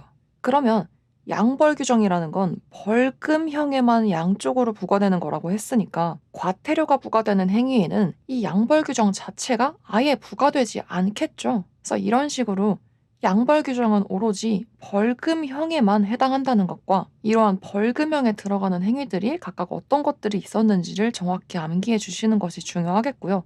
이제 아래쪽 넘어가서 비교적 가벼운 형태의 벌칙인 과태료 부분 보겠습니다. 자, 과태료는요, 큰 틀을 5, 3, 2, 1, 2로 잡아주시면 되겠습니다. 5, 3, 2, 1, 2. 그래서 처음에 말씀드린 것처럼 이 과태료는 돈만 내면 돼요. 기록도 남지 않죠. 그러니까 벌금형에 비해서는 비교적 좀 가벼운 형태의 벌칙이고요. 이 과태료 부분도 개정 전에는 200만 원이었던 게 뭐 300만 원으로 변경이 되었다던가 또는 아예 없었던 항목에 추가된 것들이 좀 많기 때문에 개정 이후에 시험 보시는 분들은 이 부분 조금 주의 깊게 봐주시면 좋을 것 같습니다. 자, 이 과태료 중에서 가장 무거운 500만 원 이하의 과태료부터 시작합니다. 이 과태료들 중에서 가장 나쁘다고 보는 행위가 뭐냐면 바로 양치기 소년들이에요. 화재나 구조 구급이 필요한 상황을 거짓으로 알리는, 장난 전화하는 그런 사람들한테는 과태료 중에서는 가장 센 500만 원 이하의 과태료를 물립니다. 500 과에는 양치기 소년 이거 하나 들어가 있고요. 그다음 300만 원 이하의 과태료로 넘어가서요. 여기서 말하는 화재 예방 조치를 위반해서 화기를 취급한다는 게 무슨 말이냐면 이따가 보겠지만 우리가 개정 전에는 화재 경계 지구라고 불렀던 그 개념이랑 좀 비슷하게 화재 예방 강화 지구라고 해서 불이 나면 좀 더 취약하거나 피해가 클 곳들 그러한 장소들은 특별히 화재 예방을 좀 더 강화해서 각별히 관리를 하는 장소들이 있다고 했어요. 그래서 이러한 화재 예방 강화지구라던가 또는 그에 준하는 장소에서 불이 날 수 있을 만한 행위들을 못하게 제한을 해뒀는데 그러한 화재 예방 조치 규정을 위반해서 화기를 취급하는 사람은 그러니까 불 같은 거 다루는 사람은 300만 원 이하의 과태료를 물겠다는 거예요. 어렵지 않죠? 그다음 우리가 첫 시간에 얘기했던 것 중에 소방안전 관리 업무를 전담하는 대상물에서는 전기나 가스 같은 다른 분야의 안전관리자가 소방안전관리자를 겸할 수 없다고 했죠. 근데 그걸 위반해서 겸직을 해버리는 사람도 300만 원 이하의 과태료를 물 수 있고요. 그다음에 건설 현장에서의 소방안전 관리 업무들도 있었는데 그러한 업무를 이행하지 않은 경우에 1차 위반 시에는 100만 원, 2차 위반 시에는 200만 원, 3차 위반 시 300만 원 이하의 과태료를 물 수 있겠습니다. 그럼 비단 이런 건설 현장뿐만이 아니라 그냥 소방안전 관리 업무를 해야 되는데 안 하는 사람도 과태료 물어야 되겠죠? 그래서 소방안전 관리 업무에 대한 책임이 있는 그 건물의 소관점, 관계인이나 또는 거기서 일하는 소방안전 관리자가 소방안전 관리 업무를 하지 않았을 때도 300만 원 이하의 과태료가 부과됩니다. 그 다음 조항도 결국은 같은 말인데 이 내용이 원래는 200만 원 이하의 과태료에 있다가 여기로 올라왔습니다. 개정되면서. 그래서 피난유도, 안내 정보 등을 제공하지 않았거나 또는 소방훈련 및 교육을 하지 않은 사람도 여기 들어가 있는데요. 그러니까 쉽게 생각해서 뭔가 업무적으로 해야 되는 일을 제대로 안 하고 뺀질거린 경우들이 여기 300만 원 과태료에 들어가 있구나. 이렇게 생각해 주시면 좋을 것 같고 마지막에 화재 예방 안전진단 결과를 제 시간에 제출하지 않은 경우가 있는데 이때는 기간별로 과태료가 또 달라진대요. 그래서 제출을 뒤늦게라도 하긴 했는데 그 지연된 기간이 한 달 미만이면 100만 원이고 1개월 이상에서 3개월 미만이면 200만 원이래요. 그럼 이 진단 결과를 딱 1개월째가 되는 날에 제출했으면 1개월 이상에 걸리니까 200만 원이 되겠죠? 그리고 지연된 기간이 3개월 이상 지나거나 또는 아예 제출하지 않으면 300만 원의 과태료가 부과된다는 거 체크해 주시고요. 아까 벌금형에서부터 이 화재 예방 안전 진단을 키워드로 쓰는 게 3번이나 나오는데 이 화재 예방 안전 진단을 아예 안 받았다. 받아야 되는데 안 받았다. 그러면 1년에 1천 벌금형에 해당했고요. 화재 예방 안전 진단을 해놓고 보니까 뭔가 보수나 보강을 해야 되는 거예요. 그래서 문제가 있는 부분에 대해서 보강하세요라고 조치 명령을 내렸는데 그 조치 명령을 위반했다. 그러면 진단을 안 받는 것보다 이 보강을 안 하는 게 더 나쁘다고 판단해서 더 세게 3년에 3천 벌금형을 때렸죠. 자, 그리고 화재 예방 안전 진단 결과가 이렇다고 이 결과를 제출했어야 되는데 귀찮다고 제출 안 하고 뺀질거리면 얼마다? 300만 원 이하의 과태료죠. 그래서 이때는 그 지연된 기간에 따라서 1개월 미만이면 100만 원, 그리고 1개월 이상, 딱 1개월째부터 3개월 미만까지는 200만 원, 또 3개월 이상 지나거나 아예 제출을 안 하면 300만 원의 과태료라는 거. 그래서 이 화재 예방 안전 진단이라는 키워드로 3가지 항목이 있는 거 체크해 주시면 좋을 것 같고요. 그다음 옆에 소방시설법에서 정하는 300만 원 이하의 과태료도 비슷합니다. 소방시설을 화재 안전 기준에 따라서 설치하고 관리해야 하는데 그렇게 하지 않았거나 공사 현장에서는 붙이고 뗄 수 있는 임시 소방시설을 설치해야 된다고 했죠. 근데 이러한 임시 소방시설을 설치 관리하지 않은 경우 또는 피난 방화시설 및 방화구획을 폐쇄, 훼손, 변경한 경우 아까 우리 봤던 거 방화문을 유리문으로 바꾸면 안 된다고 했죠. 근데 이거 미관상 보기 안 좋다고 유리문으로 바꿨네? 그러면 이러한 위반 행위가 1차로 걸렸을 때는 100만 원, 2차 때는 200만 원, 3차 때는 300만 원의 과태료를 물게 된다는 거. 그리고 점검을 업자가 했다면 그 결과를 관계인한테 열흘 안에 넘겨줘야 된다고 했죠. 그래야 관계인이 다시 보고를 할 테니까. 근데 이 업자가 돈 받고 점검은 해놓고서 그 결과를 관계인한테 안 줬다. 그런 경우에도 300만 원의 과태료에 해당하고요. 그럼 관계인도 마찬가지겠죠. 이 점검 결과를 받았으면 소방 본서장한테 보고를 해야 되는데 이러한 보고하지 않으면 300만 원 과태료 되겠구나. 근데 이때도 이 보고 기간을 제때 못 맞추고 늑장을 부렸다면 이 지연된 기간에 따라서 과태료가 차등 적용되는데, 그 지연된 기간이 10일 미만, 그러니까 1일에서 9일 정도까지 늦었다면 50만 원의 과태료고요. 지연된 기간이 열흘 이상, 10일 이상에서 1개월 미만인 경우는 100만 원, 또 지연된 기간이 1개월 이상이거나 또는 보고를 아예 안 한 경우는 200만 원의 과태료를 물게 되는데요. 이렇게 보고를 아예 안 하는 것보다도 더 나쁘게 보는 게 뭐다? 거짓말하는 거다. 그래서 이 점검 결과를 막 축소하거나 삭제해서 거짓으로 보고하는 경우에는 더 세게 300만 원의 과태료를 부과한다는 거 체크해 주세요. 자, 그리고 이렇게 자체 점검을 해서 그 점검 결과를 주거니 받거니 하고 나면 우리의 바쁜 관계인은 또 뭘 해야 된다고 했죠? 그 결과에 따라서 이렇게 하겠다는 이행 계획을 짜서 그대로 또 완료를 해야 된다고 했죠. 그러면 본소장이 그 이행 완료 기간을 열흘 또는 20일 안에 완료하라고 통보를 한다고 했는데, 이러한 이행 계획을 정해진 기간 내에 완료하지 않았거나, 그러니까 이렇게 보수 보강하겠다고 열흘이나 20일 안에 했었어야 되는데 그거를 정해진 기간 내에 완료하지 않았거나, 또는 이행 계획을 완료하고 나서 그에 대한 보고를 안 하거나 거짓으로 꾸며낸 사람들도 이 300만 원 이하의 과태료에 해당하는데, 이때도 지연된 기간에 따라서 차등 적용됩니다. 그래서 그 보고 기간이 지연된 기간이 열흘 미만이면 50, 열흘 이상에서 1개월 미만이면 100인데, 그 다음 부분이 12월 9일에 약간 수정됐어요. 그래서 이행 완료 결과에 대한 보고가 1개월 이상 지연됐거나, 또는 그 계획안대로 완료를 하지 않았거나 아니면 보고를 안 한 경우, 이 경우에는 200만 원의 과태료가 부과되겠습니다. 그리고 아까도 말했지만 안 하는 것보다 더 나쁜 게 뭐라고요? 거짓말 치는 거. 그래서 이행계획 완료에 대한 결과를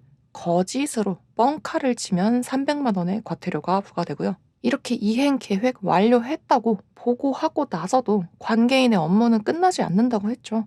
우리 건물에 잘 보이는 곳에다가 기록표로 아주 막 대자보를 붙여가지고 한 달 이상 게시하라고 했는데, 이렇게 게시를 해놓지 않는 것도 1차 위반 시 100만 원, 2차 200만 원, 3차 300만 원의 과태료가 부과되겠습니다. 자, 그 다음 아래 칸으로 넘어가서 200만 원 이하의 과태료 조항 보겠습니다. 소방차가 출동하는데 지장을 줬거나 또는 함부로 소방 활동 구역에 출입하는 행위, 또는 안전원을 사칭하는 행위가 200만 원 이하의 과태료에 해당하는데요. 이 소방차 출동에 지장을 주는 거랑 소방활동구역에 대한 거는 조금 이따가 좀 더 자세히 보기로 하고, 그 옆에 소방원장 관리자나 보조자를 이 사람으로 뽑았다고 14일 안에 신고까지 해야 된다고 했죠.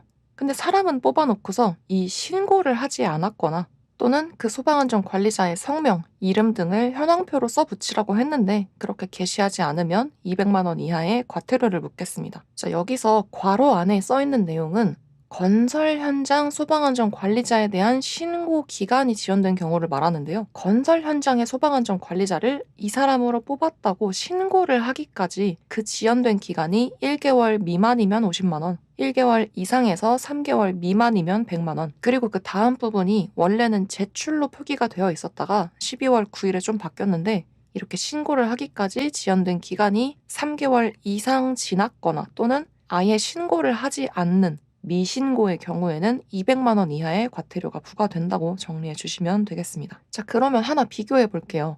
소방안전 관리자를 안 뽑았다. 미선임은 300만 원 이하의 벌금이었고, 선임해서 뽑긴 뽑았는데 신고를 안 했다. 미신고는 200만 원 이하의 과태료에 해당하겠죠. 그리고 건설 현장 소방안전 관리자 같은 경우에는 이 사람 뽑았다고 그 신고하기까지 그 지연된 기간에 따라서 과태료가 차등 부과된다는 거 체크해 주시고요. 아래쪽 100만 원 이하의 과태료는 간단합니다. 소방차 전용 구역을 따로 만들어 놓는다고 했죠. 근데 그 소방차 전용 구역이라고 떡하니 써놨는데도 어떤 양심 없는 사람이 무대뽀로 거기다가 차를 대놨다. 또는 소방차가 그 소방차 전용 구역에 진입해야 하는데 그걸 가로막거나 방해를 했다. 그러면 100만 원 이하의 과태료에 해당합니다. 전용 구역은 100만 원 과태료. 그리고 소방안전 관리자나 보조자가 실무 교육을 주기적으로 받아야 된다고 했는데 안 받으면 자격 정지도 당할 수 있고 과태료도 물 수 있다고 했어요. 그래서 실제로 이 실무 교육을 받지 않은 사람들한테는 50만 원의 과태료를 물리는데, 다만 이 화재 예방법 안에 100만 원보다 더 작은 단위의 과태료 조항이 없어서 그냥 100만 원 이하의 과태료 항목에 들어가 있지만 실질적으로는 50만 원의 과태료를 물리는구나 이렇게 참고해 주시면 되겠습니다. 자, 그래서 과태료의 마지막 소방기본법에서 정하는 20만 원 이하의 과태료 항목은 쉽게 말해서 이러한 장소들은 멀리서 봤을 때 불이 난 건가? 이렇게 오해하지 않도록 저희가 이제부터 연막 소독을 할 건데요. 또는 불을 쓰긴 쓸 건데 안전하게 통제할 거거든요. 그러니까 저희 불 난 거 아니니까 소방차 출동 안 하셔도 돼요. 라고 미리 통지를 해줘야 하는 장소들이 있어요. 근데 이렇게 미리 통지를 해달라고 정해놓은 장소들에서 연막 소독을 하거나 불을 막 피워가지고 연기가 모락모락 나고 있는데 이거를 소방서에다가 미리 통지를 안 해줘서 진짜로 불이 난 건 줄 알고 소방차가 출동해버리면 엄청난 시간 낭비, 인력 낭비가 되겠죠. 그래서 이렇게 정해놓은 장소들에서는 연막 소독이나 그냥 조금 불을 피우는 건데 실제로 화재가 난 게 아닌데 소방차가 출동하게 해버리면 20만 원의 과태료를 물게 하겠다는 건데요. 이렇게 정해놓은 장소들이 어디냐면 시장 지역이거나 또는 석유화학 제품 생산 공장이 있는 지역, 그리고 다음에 3가지 장소는 밀집으로 묶어서 공장 및 창고나 또는 나무로 지은 목조 건물 또는 위험물 저장 처리 시설이 밀집한 이런 지역들도 이 통지 장소에 포함됩니다. 그러니까 창고가 그냥 덜렁 하나 있는 곳이나 또는 나무 건물이 한 개 띡 있는 이런 곳은 여기에 해당이 안 되죠. 위험물도 마찬가지고 공장 창고, 목조 건물, 위험물 저장 처리 시설은 밀집되어 있는 이런 지역이 미리 통지해야 하는 장소에 포함되고 그 밖에도 각 지역마다 시도 조례로 정하는 지역 및 장소가 있다면 그런 곳들도 화재로 오인하지 않게 소방차가 출동하지 않게 미리 통지해줘야 하는 장소가 되겠고요. 이러한 장소들이 미리 신고를 안 해서 불난 줄 알고 소방차가 출동하게 되면 20만 원의 과태료가 부과된다. 이렇게 정리해 주시면 되겠습니다. 다음 38페이지 아래로 넘어가서 소방활동 등의 내용을 보겠습니다. 이 소방활동 등에 대한 내용들은 써 있는 건 많은데 되게 간단한 얘기들이라서 편안한 마음으로 술술 들어주시면 될 것 같은데요. 자, 1번 화재 등의 통지입니다. 뭐 당연한 얘기예요. 불난 걸 봤거나 또는 구조 구급이 필요해 보이는 현장을 발견한 사람은 그 현장 상황을 즉시 소방서나 소방본부 또는 관계된 행정기관에 바로 신고해서 알려라. 뭐 당연한 얘기고요. 동그라미 2번 우리 방금 전에 20만 원 과태료에서 본 그 내용입니다. 이러한 장소에서는 불났다고 오해해서 소방차가 출동하지 않도록 연막 소독을 하거나 자그마한 불을 쓸 때 미리미리 신고, 통지를 해서 불난 거 아니라고 소방차 안 와도 된다고 미리 통지해주세요 라고 정해놓은 장소들 중요하다고 했죠. 그 다음 큰 2번으로 넘어가서 소방자동차의 우선 통행 등 여기서는 소방차에 대한 사항을 얘기하는데 우리가 이미 다 상식적으로 알고 있는 얘기들이에요. 자, 소방차. 여기서 말하는 소방자동차에는 우리가 흔히 알고 있는 이렇게 물탱크 실린 그런 소방차 외에도 지휘를 하는 지휘 차량이나 또는 구급차 같은 구조 구급차를 포함해서 모두 소방자동차라고 얘기하는데요. 이러한 소방자동차가 지나가면 우리는 먼저 가라고 길을 비켜줘야 되죠. 대한민국 국민이라면 모르는 사람이 없는 바로 그 얘기입니다. 자, 첫 번째, 모든 차와 모든 사람은 소방자동차가 화재 진압이나 구조 구급 활동을 위해서 출동할 때 이걸 방해해서는 안 된다. 당연한 얘기고요. 두 번째, 소방자동차가 화재 진압이나 구조 구급 활동을 위해서 출동하거나 또는 훈련을 하기 위해서 사이렌을 삐용삐용 울릴 수 있다. 뭐 어려운 얘기는 아닌데 단순히 출동할 때뿐만이 아니라 훈련을 하기 위해서도 이 소방차의 사이렌을 울릴 수 있다는 거 당연하겠죠. 소방대원분들이 우리를 지켜주시려고 열심히 훈련하시는데 사이렌 정도는 뭐 당연히 울려주실 수 있겠죠. 자, 이렇게 소방자동차가 사이렌을 울려서 출동하는 경우에 소방차에게 진로를 양보하지 않거나 또는 소방차 앞에 끼어들어서 가로막거나 또는 그 밖에도 이 소방차의 출동에 지장을 주는 행위를 절대로 해서는 안 된다. 자, 모두 당연한 얘기들인데 대신에 여기서 포인트를 약간 찝어보자면 소방차가 사이렌을 울리면서 출동하는 경우에 우리가 알고 있는 이런 상식적인 행동들, 진로 양보도 해야 되고 끼어들거나 가로막지 말고 출동하는 데에 지장을 주면 안 된다. 이 내용들에서 사이렌 포인트 하나 찝어주시고요. 여기서 말하는 이렇게 하지 말라고 하는 행동들을 해서 소방차 출동에 지장을 줘버리면 200만 원 이하의 과태료를 물게 되겠습니다. 자, 그럼 이거랑 비교해서 5년 이하의 징역 또는 5천만 원 이하의 벌금 조항 중에 소방차의 출동을 고의로 방해하는 경우가 들어있었죠. 이게 여기서 말한 지장이랑은 좀 다른 점이 뭐냐면 예전에 뉴스로도 한번 보도된 적이 있는데 당장 긴급하게 이송되어야 하는 환자가 소방차 안에 타고 있었는데 어떤 정신 나간 인간이 내가 그 환자한테 받아낼 돈이 있다면서 일부러 자기 차로 갔다가 그 소방차를 막고 못 가게 한 거예요. 굉장히 화가 나는 일이죠. 그래서 이런 식으로 고의로 정말 악의를 가지고 이 소방차를 출동하지 못하게 방해를 한다면 5년 이하의 징역 또는 5천만 원 이하의 벌금에 해당하겠고요. 지금 이 소방차의 우선 통행에서 말하는 사이렌을 울려서 출동하고 있는 소방차에 대해서 진로를 양보하지 않거나 가로막거나 하는 등의 지장을 주는 행위를 한다면 200만 원 이하의 과태료에 들어간다는 거 비교해서 알아주시면 좋을 것 같고요. 그 다음에 이러한 소방 자동차의 우선 통행에 대한 내용을 정하는 건 되게 좀 의외로 소방법이 아니라 도로교통법을 따른다고 합니다. 의외죠. 어쨌거나 이 소방 자동차도 자동차의 통행에 관련된 거라서 우선 통행에 대해서는 도로교통법을 따른다. 체크해 주시고요. 그 다음은 소방 자동차가 바로 들어와서 차를 딱 댈 수 있도록 만들어 놓는 소방차 전용 구역에 대한 사항인데요. 건축법에서 정하고 있는 공동주택 중에서 세대수가 100세대 이상인 아파트이거나 또는 층수가 3층 이상인 기숙사의 건축주는 소방차 전용 구역을 반드시 설치해야 한다. 여기서 중요한 건 100세대 이상의 아파트 또는 3층 이상의 기숙사라는 거, 그리고 아예 짓는 단계에서부터 이 소방차 전용 구역을 염두에 놔야 하기 때문에 이러한 아파트나 기숙사를 지으려는 건축주에게 소방차 전용 구역의 설치에 대한 책임이 있다는 거. 그래서 우리 아파트 단지에 이러한 소방차 전용 구역이 노란 선으로 예쁘게 딱 그어져 있으면 거기다가 차를 대면 된다, 안 된다? 안 된다. 전용 구역에는 소방차가 아닌 일반 차들은 주차를 해서도 안 되고 또 소방차가 그 전용 구역에 진입하는 걸 가로막거나 방해해서도 안 된다. 참고로 아까 우리가 이 전용 구역에 관해서는 부과되는 비용이 얼마라고 했죠? 100만 원 이하의 과태료였고요. 다음 네 번째, 소방대의 긴급 통행. 이건 좀 멋있어요. 소방대는 화재나 재난, 재해 또는 그 밖에 위급한 상황이 발생한 현장에 신속하게 출동하기 위해서 긴급한 때에는 일반적인 통행에 쓰이지 않는 도로나 빈터 또는 물 위로도 통행할 수 있다. 그러니까 긴급한 상황이라면 소방대는 어디로든 다닐 수 있다는 게 이 긴급 통행에 대한 내용이고요. 다섯 번째, 소방활동 구역의 설정인데요. 어떤 화재나 또는 재난, 재해가 발생해서 소방대원분들이 이제 거기에 출동하셔가지고 통제를 하겠죠. 그럼 이렇게 그 현장을 지휘하는 소방대장의 권한으로 마치 폴리스 라인처럼 이렇게 파이어 라인을 쳐서 소방활동 구역이라는 일정한 범위를 지정해서 아무나 들어오지 못하도록 그 구역에 대한 출입을 제한할 수 있대요. 그렇다고 아무도 못 들어오는 건 아니고 다음 페이지에 있는 이러한 사람들은 이 소방활동 구역에 출입할 수 있는데요. 이 부분도 곧잘 시험에 나왔던 부분이니까 잘 기억해 주시면 좋습니다. 자, 소방활동 구역에 들어갈 수 있는 사람들 첫 번째, 그 소방활동 구역 내에 있는 소방대상물의 관계인은 들어갈 수 있대요. 우리 집이 거기 있다거나 내 차나 내 건물이 저 구역 안에 있는데요. 그런 식으로 소방활동 구역 안에 있는 어떠한 소방대상물의 소유자, 관리자, 점유자, 즉 관계인은 이 소방활동 구역에 출입할 수 있고요.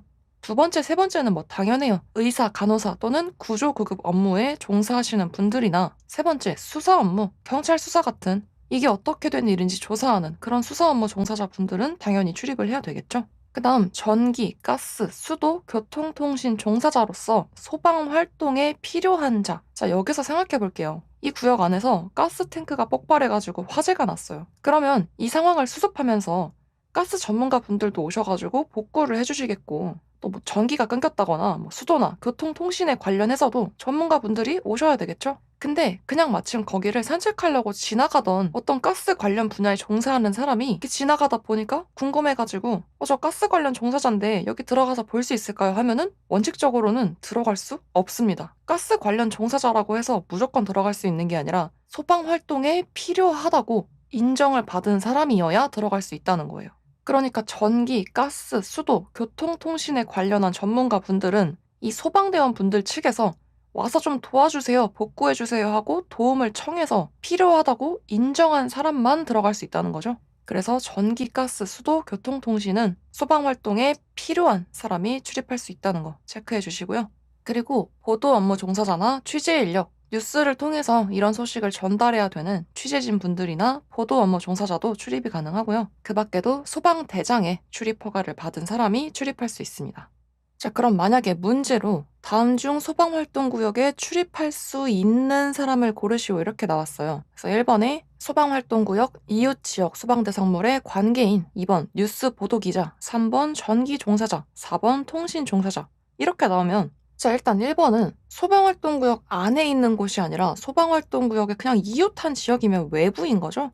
바깥에 있는 소방대상물의 관계인은 이 소방활동구역에 들어갈 수 없습니다. 자, 그 다음에 3번, 4번은 전기 종사자, 통신 종사자라고 무조건 들어갈 수 있는 게 아니라 이러한 분야의 종사자인데 소방 활동에 필요한 사람, 필요하다고 인정을 받은 사람만 들어갈 수 있기 때문에 이 3번, 4번도 출입 가능한 사람이 아니죠. 그래서 결론적으로는 보도 업무 종사자 또는 취재 인력에 포함되는 2번만 이 소방활동 구역에 출입할 수 있겠구나 이렇게 골라내 주시면 되겠고요. 또는 뭐 아예 우리가 방금 살펴봤던 이런 출입 가능자 목록에 있지도 않았던 뭐 보험 심사원이라던가 이런 사람들도 가끔 문제에 섞여서 나오는데 이러한 인력도 출입 가능자에 들어가 있지 않다는 거 디테일하게 체크해 주시면 좋을 것 같고요. 자, 이 소방활동구역 폴리스 라인처럼 이 파이어 라인 치는 거 누가 한다고요?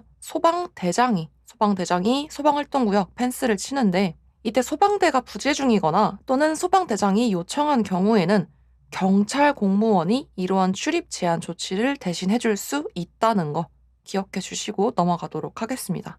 자, 그 다음 강제 처분 등 내용 보겠습니다. 이 부분도 참 알고 보면 별거 없는데 말을 정말 어렵게도 써놨어요. 그래서 제가 위에 첨부해 놓은 그림이랑 같이 보시면서 술술 같이 읽어보겠습니다. 자, 1번 소방 본서장 또는 소방대장은 인명 구출 및 불이 번지는 것을 막기 위해서 필요한 때에는 화재가 발생하거나 불이 번질 우려가 있는 소방대상물 및 토지를 일시적으로 사용하거나 또는 그 사용을 제한하거나 또는 소방활동에 필요한 처분을 할 수 있다. 이게 뭔 말이야, 그쵸? 자, 간단해요. 위에 그림 보시면요. 이렇게 A 건물이 있고 바로 옆에 B 건물이 있다고 칠게요.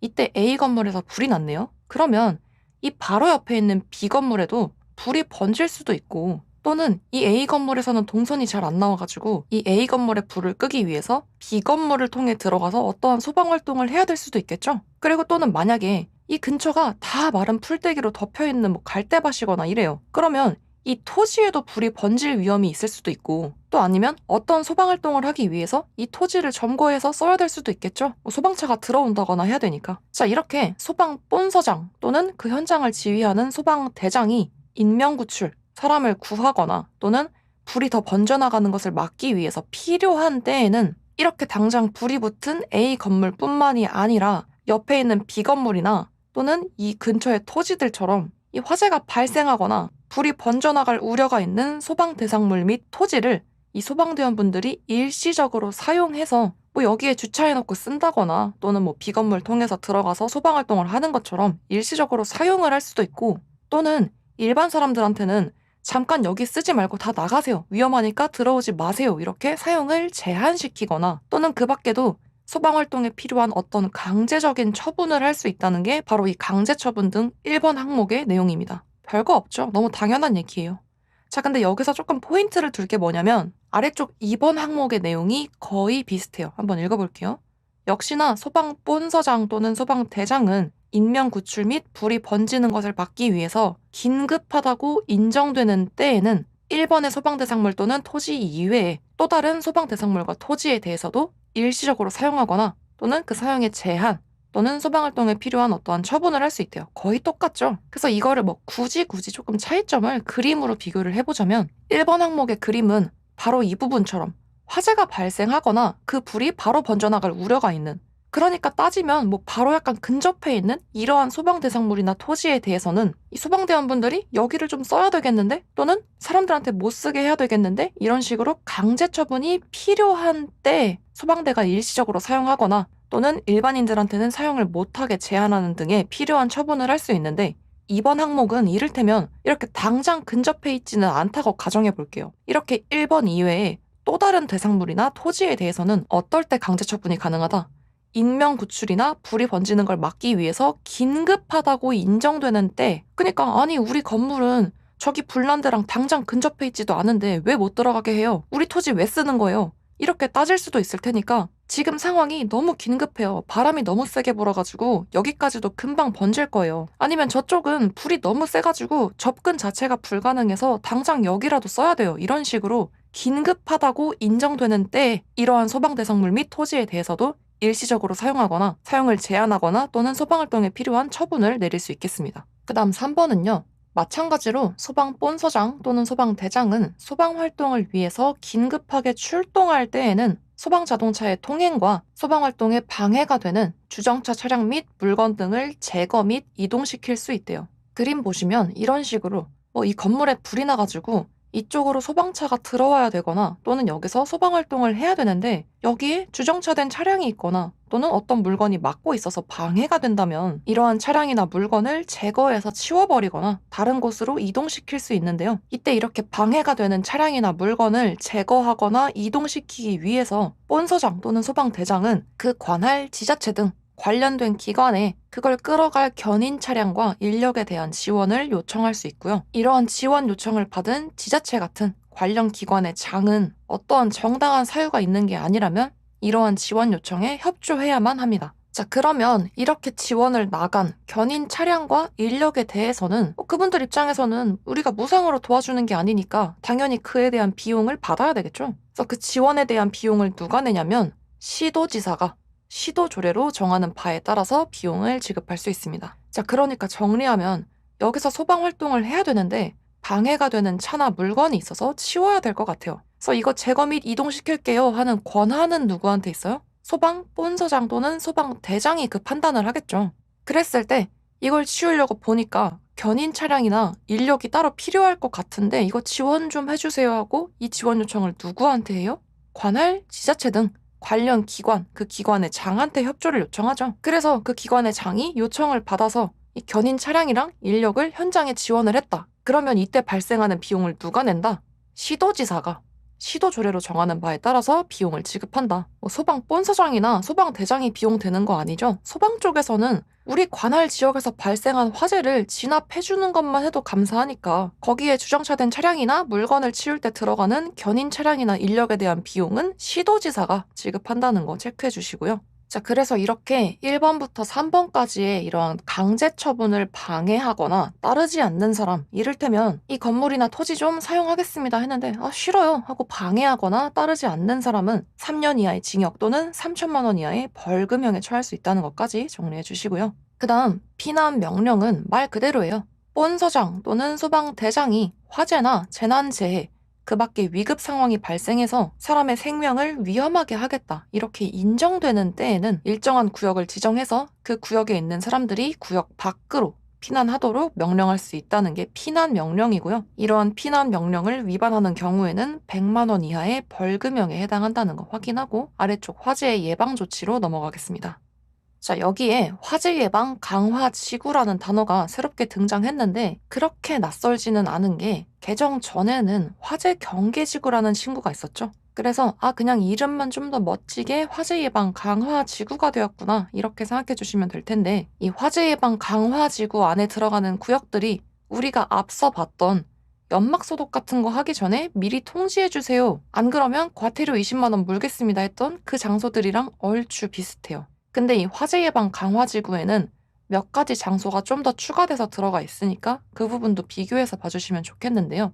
가장 먼저 이 화재 예방 강화 지구의 지정권자는 시도지사입니다. 이 부분이 교재를 가지고 계신 버전에 따라서 적혀있지 않은 교재가 있을 텐데 안 적혀있는 분들은 옆에다 같이 적어주세요. 화재 예방 강화 지구를 지정하는 지정권자는 시도지사고요. 이제 어떠한 장소들이 화재 예방 강화 지구에 들어가는지 보면 자, 1번 시장 지역이거나 2번 석유화학 제품 생산 공장이 있는 지역이거나 3번은 이러한 시설들이 딸랑 하나 있다고 무조건 들어가는 게 아니라 밀집이 포인트인데 공장 창고가 밀집하거나 또는 목조 건물, 나무로 지은 건물이 밀집해 있거나 위험물 저장 처리 시설이 밀집되어 있거나 그리고 밑줄, 노후된 건물이나 불량 건축물이 밀집한 지역일 때 화재 예방 강화 지구에 들어갑니다. 그리고 4번 산업 입지 및 개발에 관한 법률에 따른 산업단지도 화재 예방 강화 지구에 들어가 있는데 우리 왜 지식산업단지 이런 식으로 어떤 구역을 묶어가지고 거기에는 뭐 공장이나 회사들 막 이런 시설들만 쭉 들어가 있는 그런 곳들이 있죠. 그런 산업단지를 생각해 보시면 산업단지 자체가 이미 막 공장이나 시설들도 밀집이 돼 있을 것이고 또 그만큼 불이 나면 그 불이 옆으로 번질 위험도 크고 또 그 산업단지 안에서 근무하는 사람들도 많다 보니까 자칫 잘못하면 인명피해도 커질 수밖에 없겠죠. 그래서 이러한 산업단지도 화재가 발생하지 않도록 화재 예방을 강화해야 하는 화재 예방 강화지구에 들어가 있구나 생각해 주시면 되겠고요.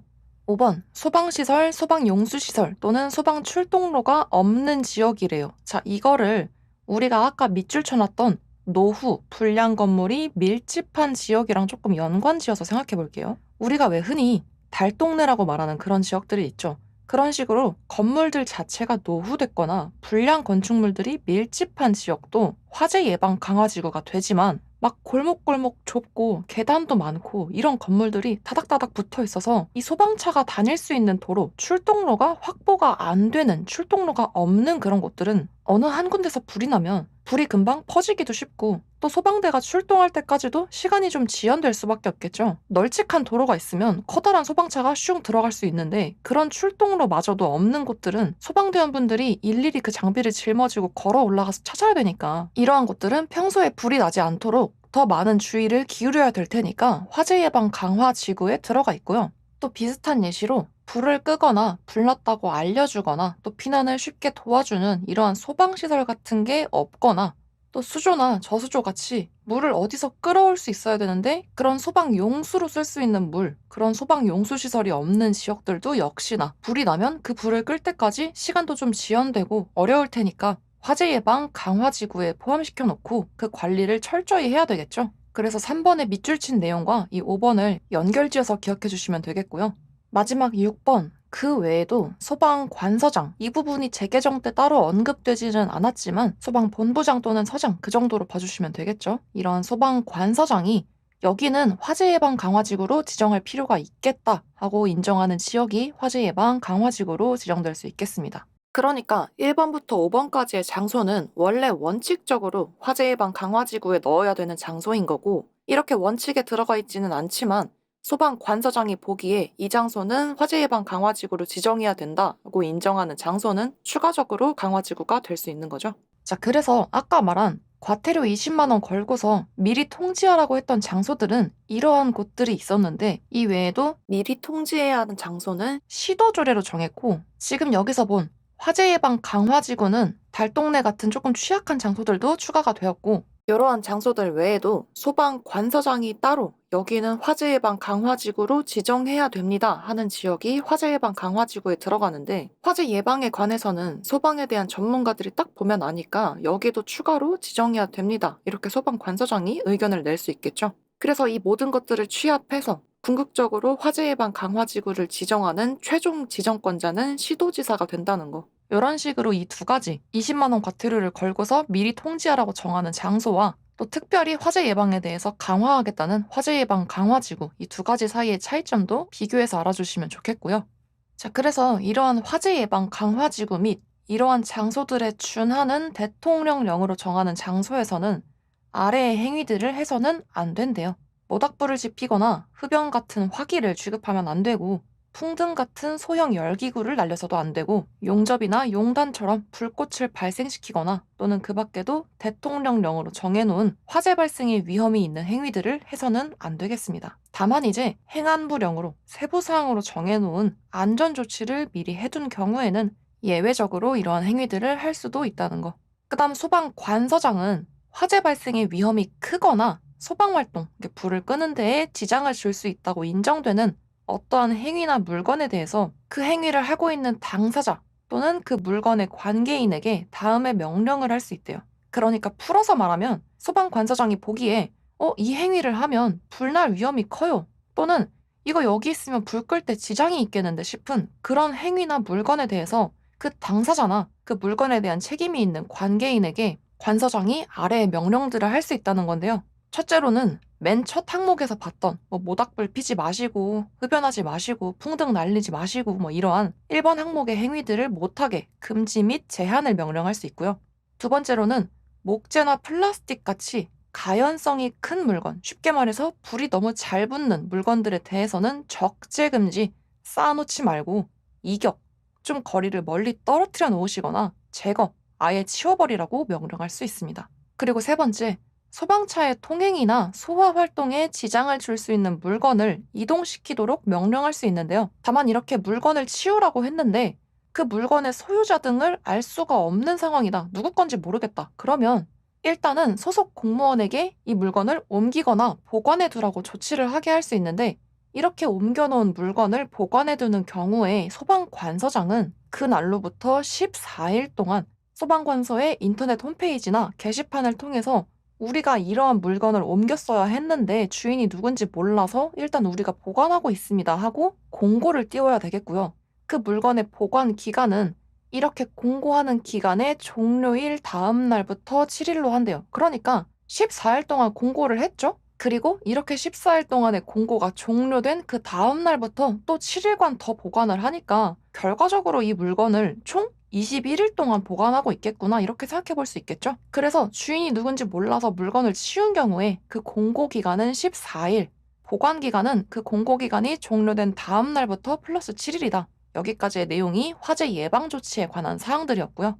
다음의 내용도 개정되면서 새로 신설된 항목이에요.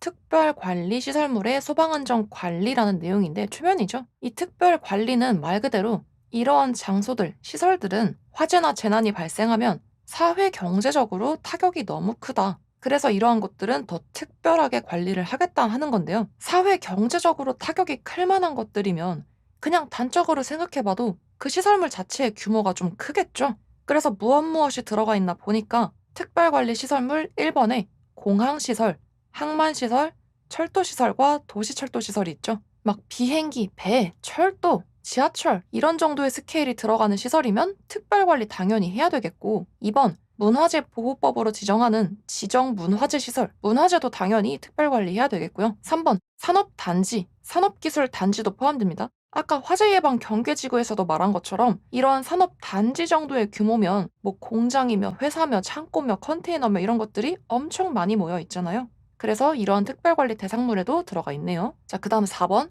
초고층 건축물 및 지하연계 복합 건축물. 5번 수용 인원 1000명 이상의 영화 상영관. 딱 봐도 사람들이 많이 모이는 장소들이죠. 그 다음에 6번 전력용 또는 통신용 지하구. 지하 땅속에 전력용이나 통신용으로 쓰는 케이블이나 그런 걸 이렇게 매설해두는 경우가 있죠. 그래서 예전에 모 통신사 관련해서도 이러한 지하구 시설에서 화재가 발생해서 그 화재를 잡는 것도 되게 까다로웠는데 막 전화가 먹통이 돼가지고 신고도 어려워지고 또 막 포스기 결제가 안 돼가지고 상인분들이며 막 이렇게 엄청 많은 사업체들이 경제적인 피해도 많이 입었던 그런 사건이 있었는데, 이런 식으로 전력용 및 통신용 지하구의 경우에도 특별히 더 까다롭게 관리를 해야 하는 대상이 되겠고요. 7번 석유 비축시설, 또 천연가스 인수기지 및 공급망. 석유나 천연가스도 중요한 자원이기도 하지만 또 여기서 화재가 발생하면 그 피해 규모가 엄청나게 커질 수 있기 때문에 석유와 천연가스 관련된 시설도 특별관리 대상이구나 체크해 주시고, 8번 점포가 500개 이상인 전통시장. 특별관리에 들어가는 전통시장은 점포가 500개 이상일 때. 그리고 9번 물류창고의 경우에는 연면적이 10만 제곱미터 이상인 물류창고가 대상이 되고요. 마지막 10번 가스 공급시설. 그 밖에도 대통령령으로 정하는 시설물이 특별관리시설물 대상이 되겠습니다. 그래서 뭐 대체적으로 다 이해가 되는 시설들이죠. 비행기, 배, 철도, 지하철 뭐 이런 시설이거나 뭐 석유나 가스, 천연가스를 다루는 곳들, 또 건물 중에서는 초고층이거나 또는 지하랑 연결된 복합 건축물이거나 뭐 문화재거나 지하에 통신용이나 전력용 케이블 같은 게 들어가 있거나 산업단지가 형성된 곳이거나 이런 곳들인데, 우리가 조금 디테일하게 체크를 하자면 영화관은 수용 인원이 1000명 이상일 때, 그리고 전통시장일 때는 점포가 500개 이상일 때, 물류창고일 때는 연면적이 10만 제곱미터 이상일 때 특별관리 대상물이 된다. 이런 사항들 알고 있어서 나쁠 건 없겠죠. 자, 그래서 이러한 특별관리 시설물에 대해 책임이 있는 그 시설물의 관계인은 화재의 예방 및 안전관리를 체계적이고 효율적으로 하기 위해서 대통령령에 따라 안전원에서 또는 소방청장이 지정하는 어떤 기관으로부터 정기적으로 화재 안전 진단을 받아야 한대요. 이거 제가 앞에서 잠깐씩 언급했었죠. 지정된 어떤 기관으로부터 화재 안전 진단을 받는데 그 진단 결과에 따라서 등급이 나눠진다. 그래서 특별관리시설물은 화재 안전 진단을 받아야 하는데 이 화재 안전 진단을 받아야 하는 대상들을 또 디테일하게 봐줘야 되겠죠. 우리가 방금 전 1번에서 비행기, 배, 철도, 지하철 들어가는 시설들 얘기했는데 이러한 시설이 어떨 때 화재 안전 진단을 받아야 하는 대상이 되냐면 첫 번째, 그 시설이 공항 시설일 때는요. 공항 시설 중에서 여객터미널의 연면적이 1,000제곱 이상인 공항 시설이 화재 안전 진단 대상이 됩니다.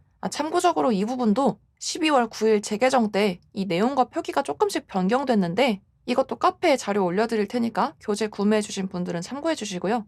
공항시설 중에서 여객터미널의 연면적이 1,000제곱 이상인 공항시설 있었고 두 번째, 항만시설일 때는 항만시설 중에서 여객 이용시설 및 지원시설의 연면적이 5,000제곱 이상인 항만시설이 화재안전진단 대상이 됩니다. 항만은 여객 이용 및 지원시설 5,000 이상. 세 번째, 철도시설 중에서 역시설의 연면적이 5,000제곱 이상인 철도시설.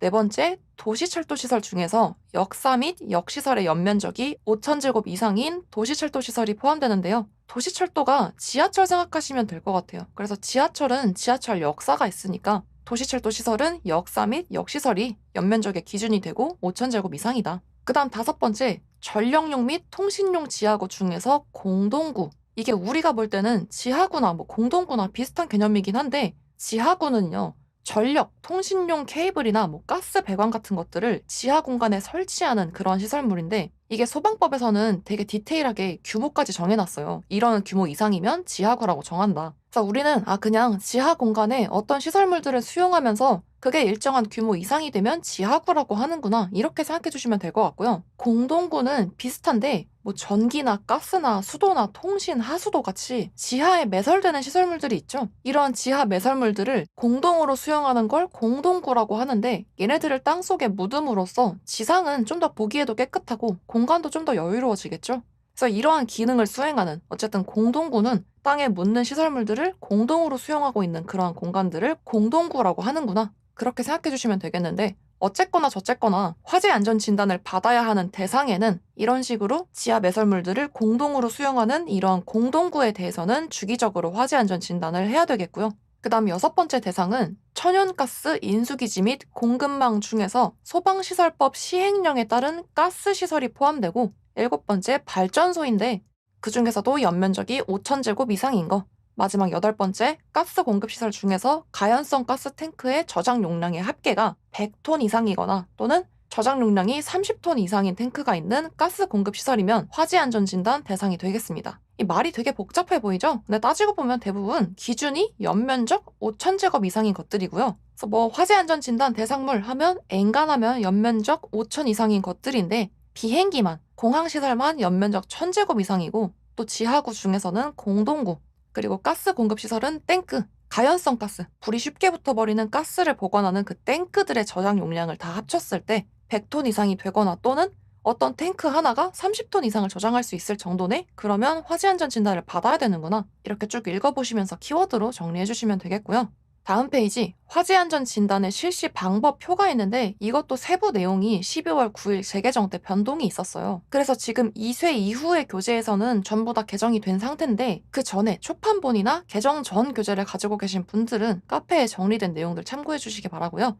자, 방금 전에 봤던 그러한 8가지 대상들은 한국소방안전원이나 또는 소방청장이 지정한 안전진단 기관으로부터 주기적으로 화재안전 진단을 받아야 된다고 했죠. 그래서 그 진단 주기가 어떻게 되는지를 이제 살펴볼 텐데요. 맨 처음에 진단을 언제 하냐면 신축으로 이제 막 지었으면 지을 당시에 이미 그 안전검사는 다 했을 테니까 이렇게 사용 승인 또는 완공 검사를 받은 날부터 5년이 경과되는 날이 속하는 해에 최초의 화재안전 진단을 받습니다. 이게 말이 어려워 보이는데 그냥 간단하게 어떤 건물이 2002년 4월 5일에 딱 지어가지고 완공검사 또는 사용 승인을 받았다. 그러면 그로부터 5년이 지나서 2007년 4월 9일이 됐든 5월 5일이 됐든 9월 8일이 됐든 어쨌든 2007년 4월 중순 이후로는 이 맨 처음에 완공 검사나 사용 승인을 받은 지 5년이 경과된 시점이 되겠죠. 그러면 결국 이 5년이 경과된 날이 속하는 해라고 하면 결론적으로 2007년에 화재 안전 진단 시작하면 되겠다 이 말이에요. 그래서 거의 99%는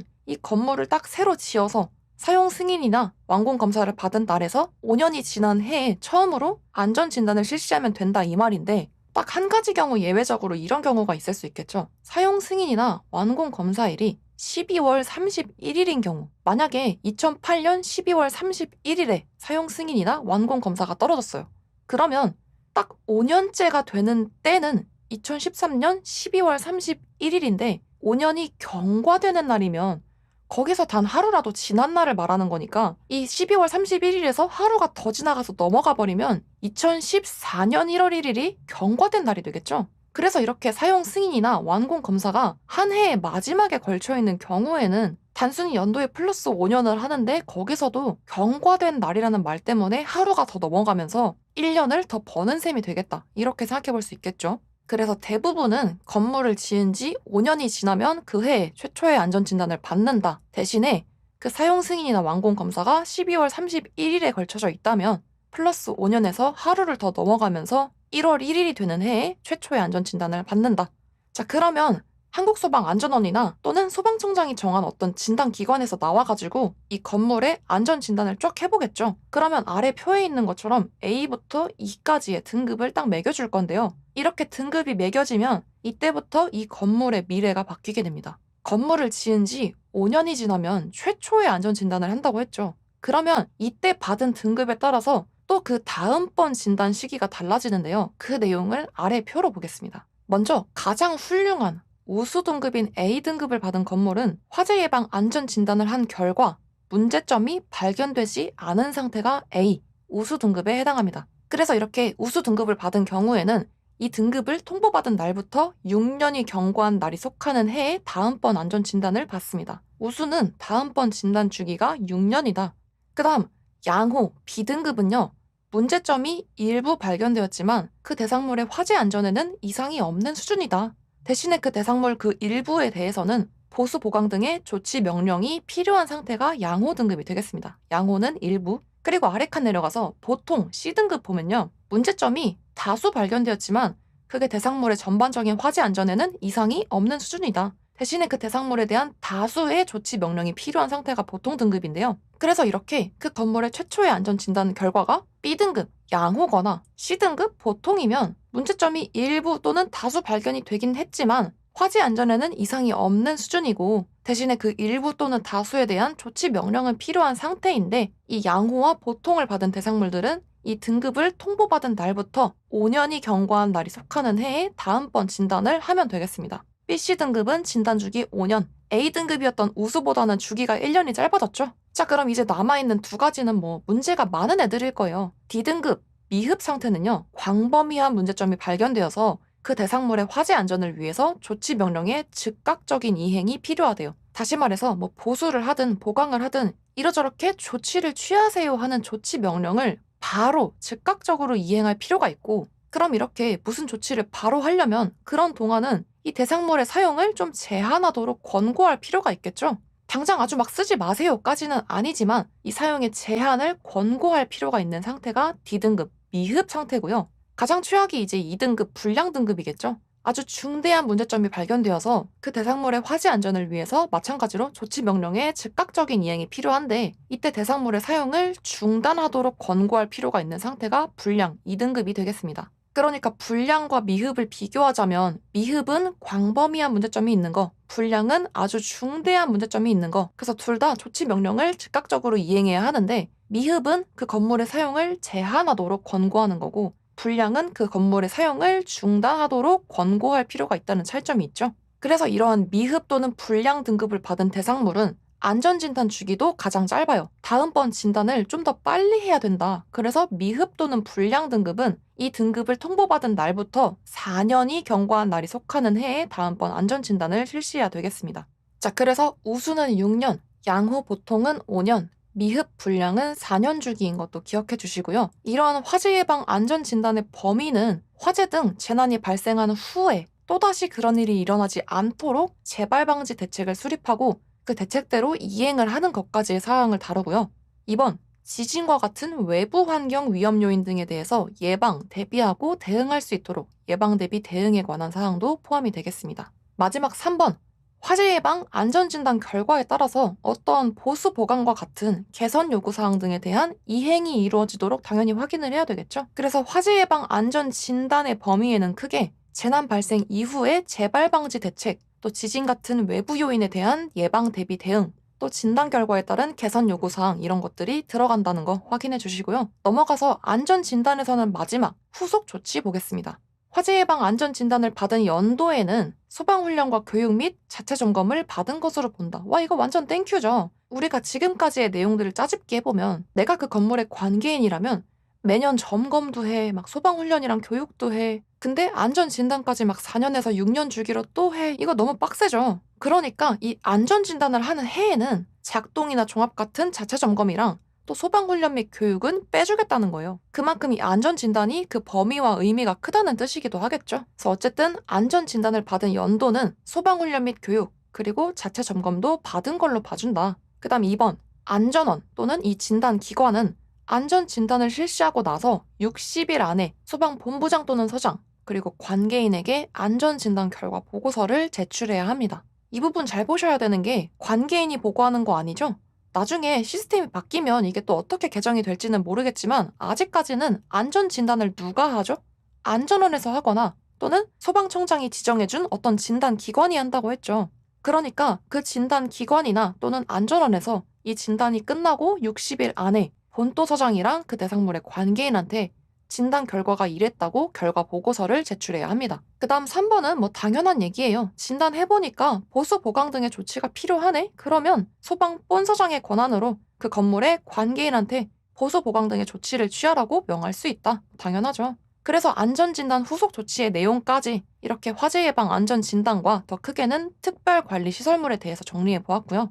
자, 이제 길고 긴 개정된 소방관계법령의 마지막 파트 방염 보고 끝내겠습니다. 이 방염 부분도 11월에 개정이 됐었는데 12월에 다시 재개정이 되면서 사실상 아싸리 개정되기 전 내용이나 뭐 크게 별반 차이가 없어지게 됐습니다. 그래서 교재로 보고 계신 분들은 갑자기 막 표 모양이 좀 달라져가지고 어이구 이게 뭐야 하실 수도 있는데 안에 내용을 열어보면 별 차이 없으니까 그냥 쭉 봐주시면 될 것 같아요. 자, 방염이라는 건 쉽게 말해서 불이 잘 안 붙게 처리하는 거죠. 그래서 방염의 목적 보시면 연소 확대를 방지하고 지연시킨다. 불길이 커지는 걸 좀 막아주거나 시간을 좀 끌어줄 수 있는데 이렇게 하면 당연히 그만큼 피난할 수 있는 시간이 확보가 될 것이고 그러면 자연히 인명피해와 재산피해를 최소화시킬 수 있겠죠? 그래서 문제가 주로 나오는 거는 아래쪽 방염 대상 물품과 설치 장소인데요. 개정판 찐정리 초판본 갖고 계신 분들은 이 표 내용이 바뀌었으니까 지금 보여드린 바뀐 내용으로 참고해주세요. 자, 이 방염 대상 물품에서의 포인트는 두 가지입니다.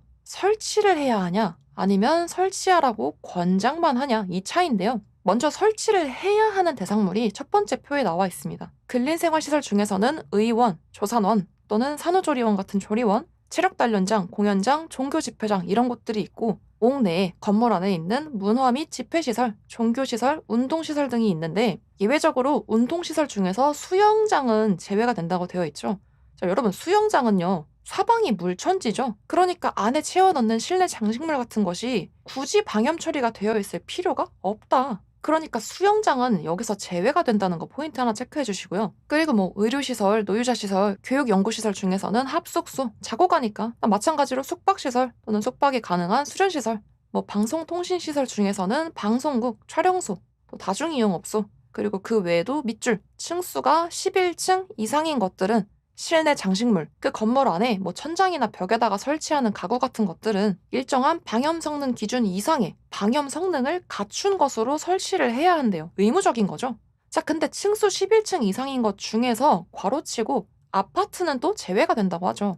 이거 생각해 보시면 11층 이상인 건물마다 다니면서 이 안에 설치되어 있는 가구 같은 게 방염 처리가 됐는지 이렇게 점검을 하고 다닌다고 쳤을 때 여기에 아파트까지 들어가 버리면 우리나라에 11층 넘는 아파트가 몇 개고 몇 세대일 텐데 그 공무원분들이나 뭐 안전원 직원분들까지 총동원한다고 해도 그 인력으로 집집마다 다니면서 안에 있는 가구들이 다 방염 처리된 건지 전부 다 확인하는 거 불가능하겠죠? 그래서 11층 이상인 것들은 실내 장식물을 방염 성능을 갖춘 것으로 설치해야 되는데 아파트는 거기서 제외된다는 거. 두 번째 포인트입니다. 수영장이랑 아파트는 제외된다.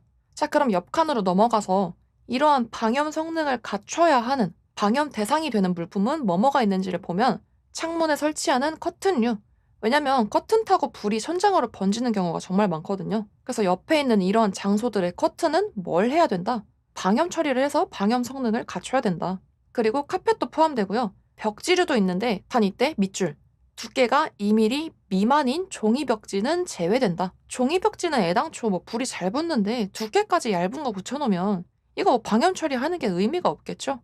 그래서 두께 2mm 미만의 종이벽지는 방염 대상 물품에서 제외되고 그 외의 벽지류들이 방염 대상 물품이 되겠고요. 그 다음에 아까 방송국이나 촬영소도 있었으니까 전시용이나 무대용으로 쓰는 합판, 섬유판 같은 거, 그리고 암막, 무대막 같은 것도 일종의 커튼 같은 애들이니까 방염품에 포함될 것이고, 붙박이 가구류, 또 종이나 합성수지 또는 섬유류를 주원료로 하는 물품들, 또 합판, 목재 이런 것들은 딱 봐도 불이 좀 잘 붙게 생겼으니까 방염 처리해서 방염품 써야 되겠고, 공간을 구획하기 위해서 설치해둔 칸막이나 흡음재, 방음재 같은 것들까지가 방염 대상 물품이 되겠습니다. 그러니까 지금까지 살펴본 장소들과 물품들은 의무적으로 방염 성능을 갖춘 방염 물품을 설치해야 된다는 얘기인데, 이 의무 중에서 특이한 애가 하나 있어요. 바로 섬유류나 합성수지류를 원료로 하는 소파나 의자.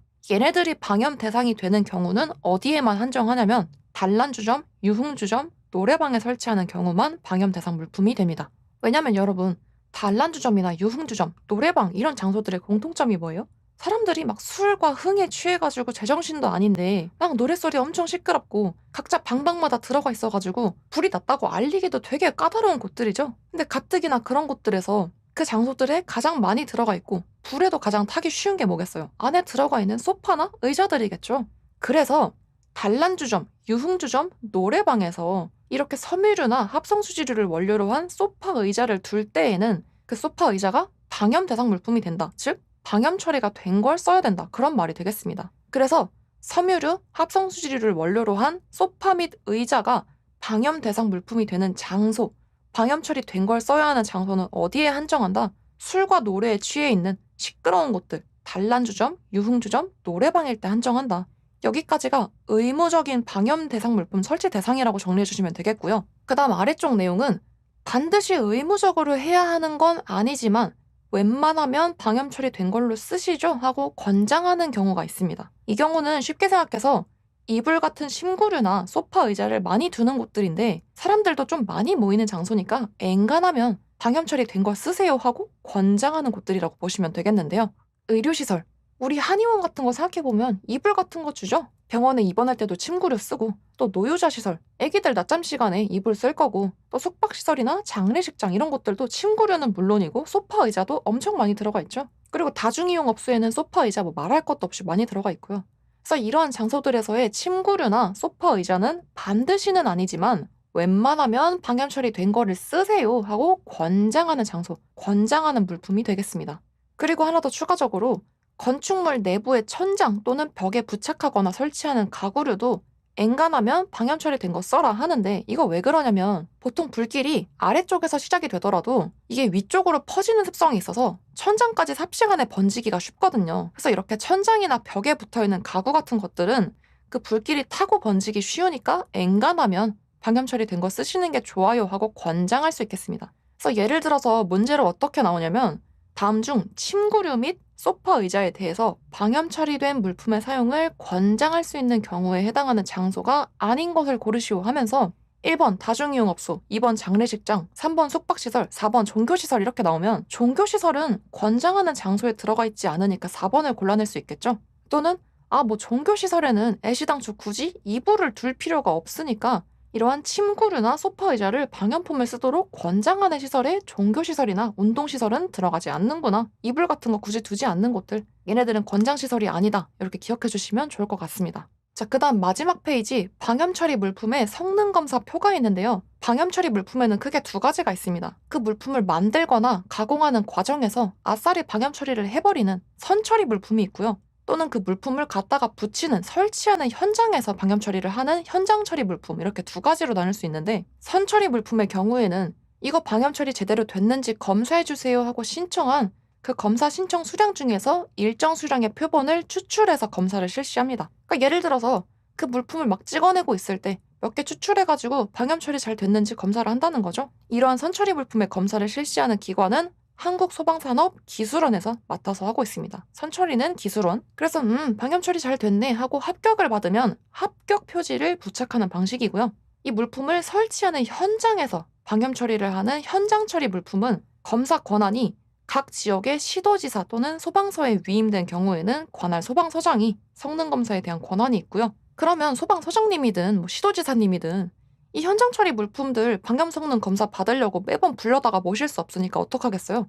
일정한 크기와 수량의 표본을 제출해서 내면 되겠죠? 그래서 표본을 제출받아서 검사를 실시하는 방식이고, 이 검사 결과가 확인되면 확인 표시를 부착해주는 게 현장 처리 물품의 성능 검사 방식이 되겠습니다. 그래서 아래쪽에는 이 방염 표시에 대한 예시와 종류들이 있는데, 이거는 아래쪽 팁 칸에 써있는 내용과 함께 같이 보시면서 훑어보시면 될 것 같고요. 자, 이렇게 길고 길었던 22년 12월 재개정까지의 소방관계법령 개정사항들을 정리해 보았는데요. 아직 안전원 측에서 명확하게 공식 발표를 하지는 않았지만 아무래도 이 개정사항으로 좀 혼란이 많아서 그런지 저희 카페에 합격하신 분들 후기에 따르면 대략 한 3월까지는 이 개정사항을 출지에 반영하지는 않겠다고 안내받은 분들이 많다고 해요. 근데 또 9월에 개정됐었던 자위소방대의 조직 구성 같은 경우는 이미 바뀐 내용으로 출제가 되고 있고, 또 지금 당장 강습교육을 들으신 분들 중에서도 시험 날짜에 따라서 또 어느 순간 갑작스럽게 이 개정사항이 반영된 문제로 시험을 보게 되실 분들도 계실 거기 때문에 저는 조금 발빠르게 이 개정사항을 반영해서 개정판 교재와 강의를 준비해 보았는데요. 그래서 아마 시기적으로는 한 3월 이후로 이렇게 개정된 사항들로 시험을 보게 되실 분들께서는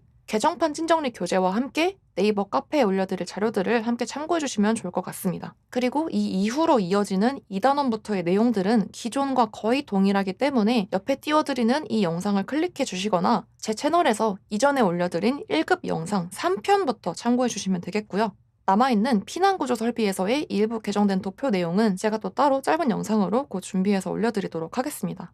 네, 긴 시간 고생 너무 많으셨고요. 시청해주셔서 감사합니다.